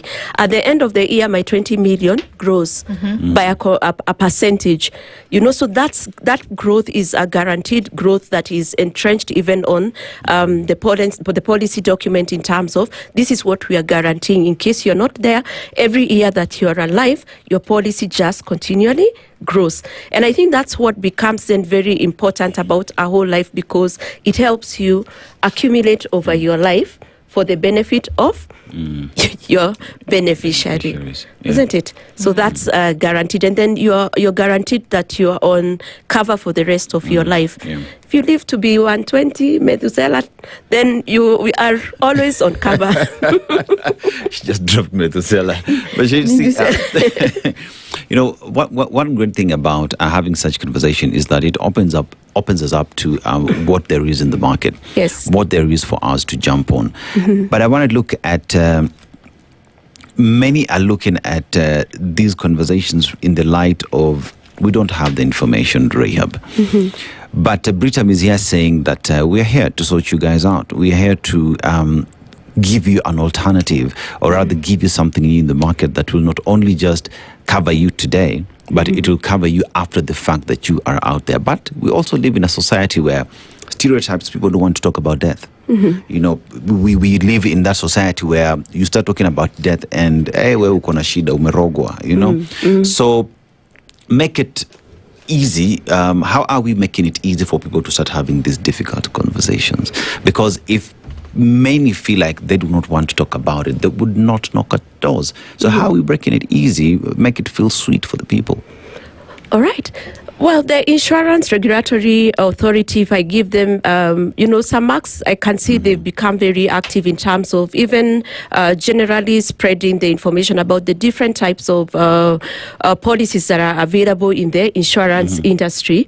But I'm also seeing different underwriters, obviously then having campaigns at the company level in terms of the products they have on the different social media forums. We do have quite a bit of that. And then, within Britam, we have a wide network of financial advisors who are our key people on the ground. These are the agents who then come to you and they are, trying to educate you about insurance. But I do note that sometimes people have different views, and we note that sometimes they go to different places, they are chased away. Maybe mine is just to implore the general population. Give these people an audience. When they come knocking to you, this is somebody who can actually help you, prepare for the next life. They can actually help you do a plan that benefits you for the rest of your life and also benefits the next population. But I do agree that, yes, we still do have a lot of work to do as underwriters, insurance underwriters, to just educate the population in terms of what is insurance, demystifying it. Why do you need the insurance? How does it work? Why is it important for you to then pass a risk, to somebody else by paying a small amount of premium? And once we are okay with that as Kenyans, I want to believe we'll start seeing the uptake. Why Britam? Because you see, in an industry where you play at, there is you who's sitting there and saying, we're here to give the best. But Mwananchi, let me now be the devil's advocate. Many are saying that when it comes to honoring now paying premiums, it's always a push and pull. So what makes Britam stand out? That when I'm here and in the event that I'm gone, I trust that the risk I've given out to you will be handled when I'm not there. I would not be coming back as an ancestor or a ghost, to speak to you, to deliver. I think number one, I'll talk about our how long have we been in this industry at this game. We are a company that is publicly listed in the stock exchange. We are 61 years of age at the moment and still growing strong. We're in 7 African countries. So you can imagine this is not a company whereby we are starting off and saying tomorrow we are not there. We are growing and we are into the diversified financial services space. So we are not only doing insurance, we do several other businesses. We are into helping you invest. We are into general and health insurance. We also have the micro insurance business that really then helps you the micro level of the economy in terms of access to insurance. So when you think about the structure of the company, the ownership of the company, we are looking at a company that has been here and is driven by a great purpose of safeguarding dreams and aspirations. That's what we are here as a purpose. And then I think we have a good record when it comes to our claims payment record. When a claim is straightforward, it's not fraudulent, we will definitely then honor that. And we've been doing that for a period of 61 years in 7 countries and growing. So who comes to take on insurance? Because again, just kind of piggybacking on that question that Dennis had asked earlier, is that it seems as though it may be a preserve for a certain social class. But who's coming? You mentioned, a whole spectrum of possible people. But again, in the minds of people must be deconstructed that it's something that you want to get into. So who comes and who should come? I would say it's anyone and everyone, because remember I said we are also into micro insurance and we've come up also with the good unit-linked products. And these are products whereby they're insurance savings plan. So it's an insurance plan, but it has a savings component in that. As you are paying your premium, you can then build value over time that you can then come and access and be given as a maturity. So we have different classes of products, and these different classes of products allows us to then touch and get even the micro level of the economy. You'll be surprised the other day, and I can give this as a story because it's a real story. My border guy came to deliver a package to my house. house. And then I started telling him, by the way, I have some very good products for you. And we spoke about it and he got interested and he told me, I have some money somewhere. It's not much. It's 40,000, but we can start from there. And guess what? We started off with a premium of 2,000 shillings every month. But because the unit-linked plans are open, you can save as much as possible. I'm seeing him depositing. Remember, they are touching money on the go. So we have products that then also address the needs of the people who are earning money every day. Now, when it comes to the whole life and proper life insurance conversation, you might find it is now another profile of client who then understands proper financial planning. So it might speak to a different level of clientele as opposed to the other product, which I'm saying is speaking to the needs of the border guy or the mama mboga. So our products are very diverse, if you ask me. Yes, and that helps us then have insurance for the masses as well as specialized insurance packages. So it's based on an interest growth model whereby you put in something and then at the end of the term you get what you've put in plus something on top, or that you see over that time a certain year will come and there's a bonus that you'll be given that comes from interest. To the life question, is it what you put in that your beneficiaries get, or does that come with an extra as well? That's a great question, because for the whole life plan, which is specifically what we are talking about, of course we've mixed our conversation with the conversation of the unit link, so that even the mass market is aware that we have products for them. For these products, mostly is insurance, you pay a premium, but the benefit that you get is something much substantial than what it is you're putting in. So it's a growth model. You're coming in, let's say I want a 10 million cover, I've given you 2 million shillings, maybe total premium, but my beneficiary is not going to get 10 million. If I live long, they might get 30 million. If I live long, if I don't live long, they might get the 10 million plus what is on top of that. But remember, I always pay a lower amount than what it is that I get. So yes, you're paying a smaller amount, in comparison to what it is you're getting or your family is getting as a benefit. So they're getting much more than, because if I were to pay 10,000 shillings a month, for example, for a year, that's 120,000 shillings over the year. And if it's for 10 years, that comes to what? About 1.2 million shillings for 10 years. So what you're saying is that amount would guarantee you maybe more than that. Much more than that. Much more. Because you see, we remember we said we start with a starting coverage of an amount, which is what we price and we give you a premium for. And if you are in agreement, we move forward. You can either pay monthly depending on what you want. But we are guaranteeing you that, yes, you've given me your 1.2 over 10 years, but maybe I'm giving your family 15, 16 million, depending on when you. So the policy continues growing. And I think we might not be able to get into the detail at this point. And that's where now the financial advisor becomes a critical person in this conversation, because they're the ones who then help you break down what does it mean for you, what does it mean for the other person. Remember, we're at different ages. So for my small premium of 10k, I might be 45, he might be 30. For me, I might be getting 10 million, but he could be getting 15 because he's much younger. Okay. So I hear a conversation where, because when I'm having this discussion with, say, the person selling me the policy, this conversation does not just end there. There is conversation with financial advisor who will now break it down for me to understand and to also perhaps guide me throughout the policy. So take us through that on the need of, so there is you who's selling me the policy, but there is also a financial advisor who's able to guide me throughout what is best suited or what will work for me. Am I getting it right? Yes, you are getting it right, because you see, it's a need-based approach in terms of where you are at in your life, what are your priorities right now, what do you already have, have you invested, do you have some bit of savings? Because you see, I might not be able to convince somebody to get a whole life who probably hasn't taken care of the short-term needs.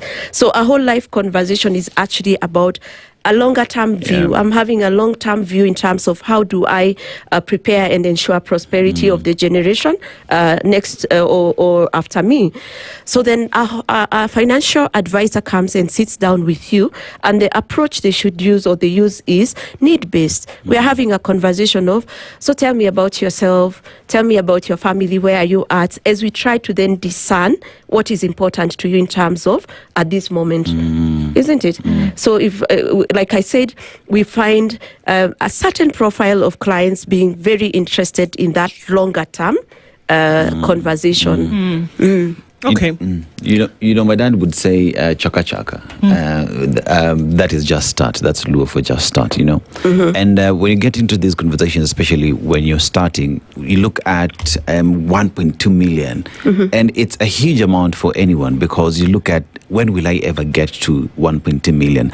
But the earlier you start, then your journey towards achieving that starts, and even getting the, say, 15 million bob whenever you're not there, starts by you just starting. So just bring us to how you break it down to an individual to understand that, fine, we know that the overall goal, which is, say, 1.2 million, is far from you now, but if you start, it's a journey towards that. Break it down for us to understand that it is not about, it is about where you're headed, not what it is you're looking at in short sight. Exactly, and I keep on just circling back to it has to be, number one, legacy planning and creating structure for your family has to be important to you. We have to first be in agreement that that is important, so that we can get to the point whereby how much are you able then to, or what sort of coverage would you want us to speak about for your family. That conversation needs to start from that point, you being in agreement that legacy is important. But remember, I also said that I might not be able to talk to somebody about legacy who hasn't taken care of the short-term needs. So you might find a younger person is maybe looking for help in terms of how do you even do as a basic money market in terms of, I want to create a fund in the short term for me to be able to access this. How do I cover myself for in case I am sick? A medical, that could be important to a younger person. But of course, they just start, and I like that. The best time to plant a tree, I always say, is 20 years ago, you know. But most people, you know, the next best time to start is now. So I think just having that conversation of what do you need right now helps you get to the point of where we can just say, let's progress. Yes, so creating structure and legacy in your family has to be an important need for you when it comes to life insurance. In terms of how that money is grown, that would then contribute to maybe you getting more than what you put in. How does that happen? How does that work in the back end? Cost insurance is a game of large numbers. So as we are here signing up our clients, we are then forming a big pool of clients. The risk events might not happen. You know, the wider the number or the pool of clients you have, the risks become manageable. So we are able to then collect the premiums and then invest. So we are not just picking the money and not investing. We are picking the money and putting it in you know, viable investments that then help us compound the growth of this fund. So as you're bringing in your premium, our work is to make sure that that same premium is generating extra, so that when the demand to pay the families come, we are ready for that eventuality. So we just don't pick, we pick and we grow. We have, of course, our Britam asset managers, whose principal role is to also help us within Britam to invest and grow your investments, isn't it? So we grow your money as it comes in. I mean, in the event that I'm away or I'm dying, right? Am I able to have a conversation with you before the fact that once I attain, say, X amount of money, I would want you to help me invest it into this specific program or into this sector that I feel would work? At this conversation as well, that one would come and have with you? These are conversations that we have on a daily basis with the people we are in touch with, our prospects, our clients. Yeah. We are always helping them with our different lines of business to invest. Remember, I said we have different types of products. And I think there's a conversation I've seen going on LinkedIn, which I think I see some certain confusion of investment between people confusing between investment and insurance. You know, when I'm investing, I am principally interested in growing the money I have for my own benefit. So I'm putting in money into a plan, which then matures, and I'm the principal beneficiary. But when it comes to a life insurance policy, I might not be the beneficiary. I'm just putting in place structures that then make sure that the people who are around me do not suffer too much in case I'm in an accident, a critical illness, or a death situation. Isn't it? Yeah, so those are two different products, and we are, at hand, really on the ground discussing and helping our clients then discern which one do you want. Do you want an investment plan? Are you already well investment? Do you already have good physical assets? How can we then help you ensure liquidity by helping you invest? And if you're not there, how do we make sure there is immediate money for your beneficiaries when you're not there? And can you have several, are they called policies? Policies. At the same time, you want to be able to send kids to university in the next, I don't know how many years. You want to be able to plan for a trip every 2 years. You want to assure your life in the event that something could happen. Can you do layers of policies within a set? Let's say I give you 50,000 shillings a month. Can you now put it in different places? Is that encouraged for people to do these things that would cover many aspects? Of course it is, and that's a great question because remember we have different needs. You give me your 50,000, maybe I might want to put 10,000 in a money market fund. Out of the 50 you're giving me every month, I might want to put 10,000 in a money market. That then makes sure within 6 months you're accumulating money. In case of an emergency, you can pull out of that. I might also want to have a bit of it in a medical cover, so that when you get sick, you're not again going back to sell your car plot, so that you are able to pay for that medical bill, isn't it? So an insurance, medical insurance cover. I might also want to have a portion of that in a middle-term investment plan that helps me, acquire a certain goal in the next 2-3 years. So in the next 2-3 years, I want to raise money for my mortgage.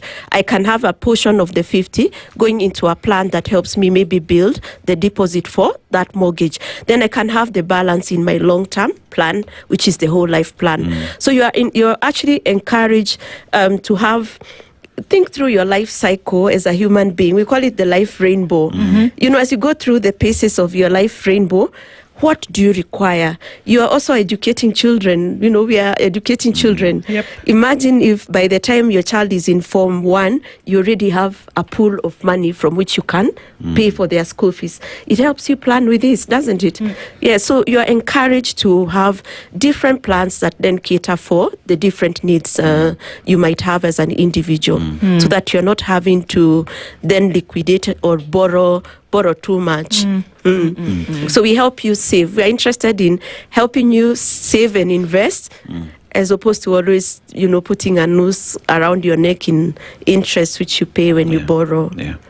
So the conversation calls for a total mindset switch, for many to look at insurance options as a place of refuge for them, a place where you are guaranteed of maintaining quality of life when you are not there, or even when you're there but things get difficult, you're able to run somewhere for you to get that assistance. So for Kenyans who need this gospel, right, or the gospel has not gotten to them, or even those who are getting this gospel but need to tweak a few things here and there, what would be your message to them? What would be your clarion call when it comes to matters of whole life policies that do exist?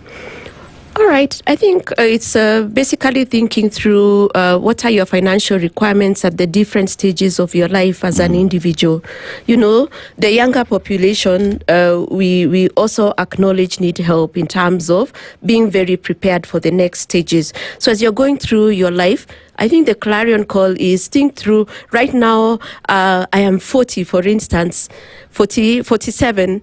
How am I thinking through the next phase, which is retirement? How have I planned for my retirement plan? You are 25, you're working. How then do you then make sure that by the time you're 30, you have something whereby when you're starting your family, you can already have a pool of money invested? By the time you're retiring, you're thinking, have I really then invested well enough to live comfortably? You know, so sometimes I like to tell people, just close your eyes and think about your 70-year-old self, because my Kikuyu, from where I come from, we say, if I directly translate it, your old age eats out of your youth. And that's true. It's critical. The decisions you make right now impact on what it is and the kind of life that you'll have in the future. And that's a conversation I want to believe every Kenyan should just accept to get help on, in terms of how does your future look like, isn't it? It can be a bright future, but it can also be a complicated future when you don't put the structures in place for you to have a comfortable life. And think through the dynamics of the families. Right now, we are getting into smaller families. We are getting 2 children, 3 children. You know, these are not the times when you had a big family and very many people can come in to help you. Now you're just having 2 children. So if you don't plan very well, it can be detrimental later. The reminders of what we can do and what Britam offers in terms of growing wealth and securing the future. It was a timely conversation, definitely. We want to thank you for being in the Situation Room this morning. Rahab Wangaroro is the Business Development Manager, Retail Life, Britam Life Assurance. Thank you for being here with us this morning. We're looking forward to more conversations around this issue. Right, thank you very much. Santisana. For everybody who was in the conversation in the Situation Room, the month of April, thank you very much. We continue these conversations. They're important to have, but for now, good morning, 10 a.m. The latest news from around the world. 94.4 Spice FM.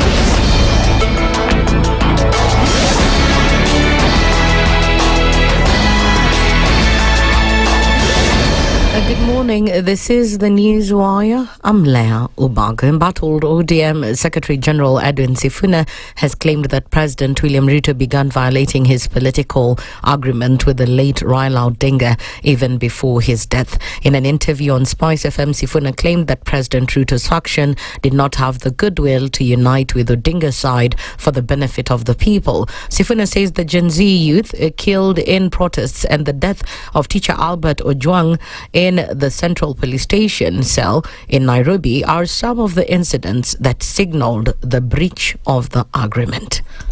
Wangapi wanakubali tuungane, tutembee pamoja, but look at the text. Look at the text. Now, my problems begin the day that I declare that MOU dead. Yes. And there's a reason. There's a reason I declared that MOU dead. We had provided in that MOU that we want to see a stop to abductions. We want to see a stop to killings. Extrajudicial killings. We want to see respect for political parties. We want to see respect for devolution. We want to see all of these things. We have listed them down. And regarding the Linda Mwananchi movement in ODM, Sifuna said Raila's death was a blow, thus seeing the need to maintain unity to defend the interests of the people instead of being defenders of the oppressive government. The day that Mzee died, we actually had a party activation in Kajiado. There was a by-election there. I was dressed in my orange t-shirt. I was going to the ground, you know. And I wake up in the morning and I'm reading my messages. I see somebody, Raila's office. He just sent me a message that Amolo has left us. And I had spoken to him the previous day. He had told me he's well, he has left hospital, he's in this Ayurvedic clinic or whatever. So it didn't make sense.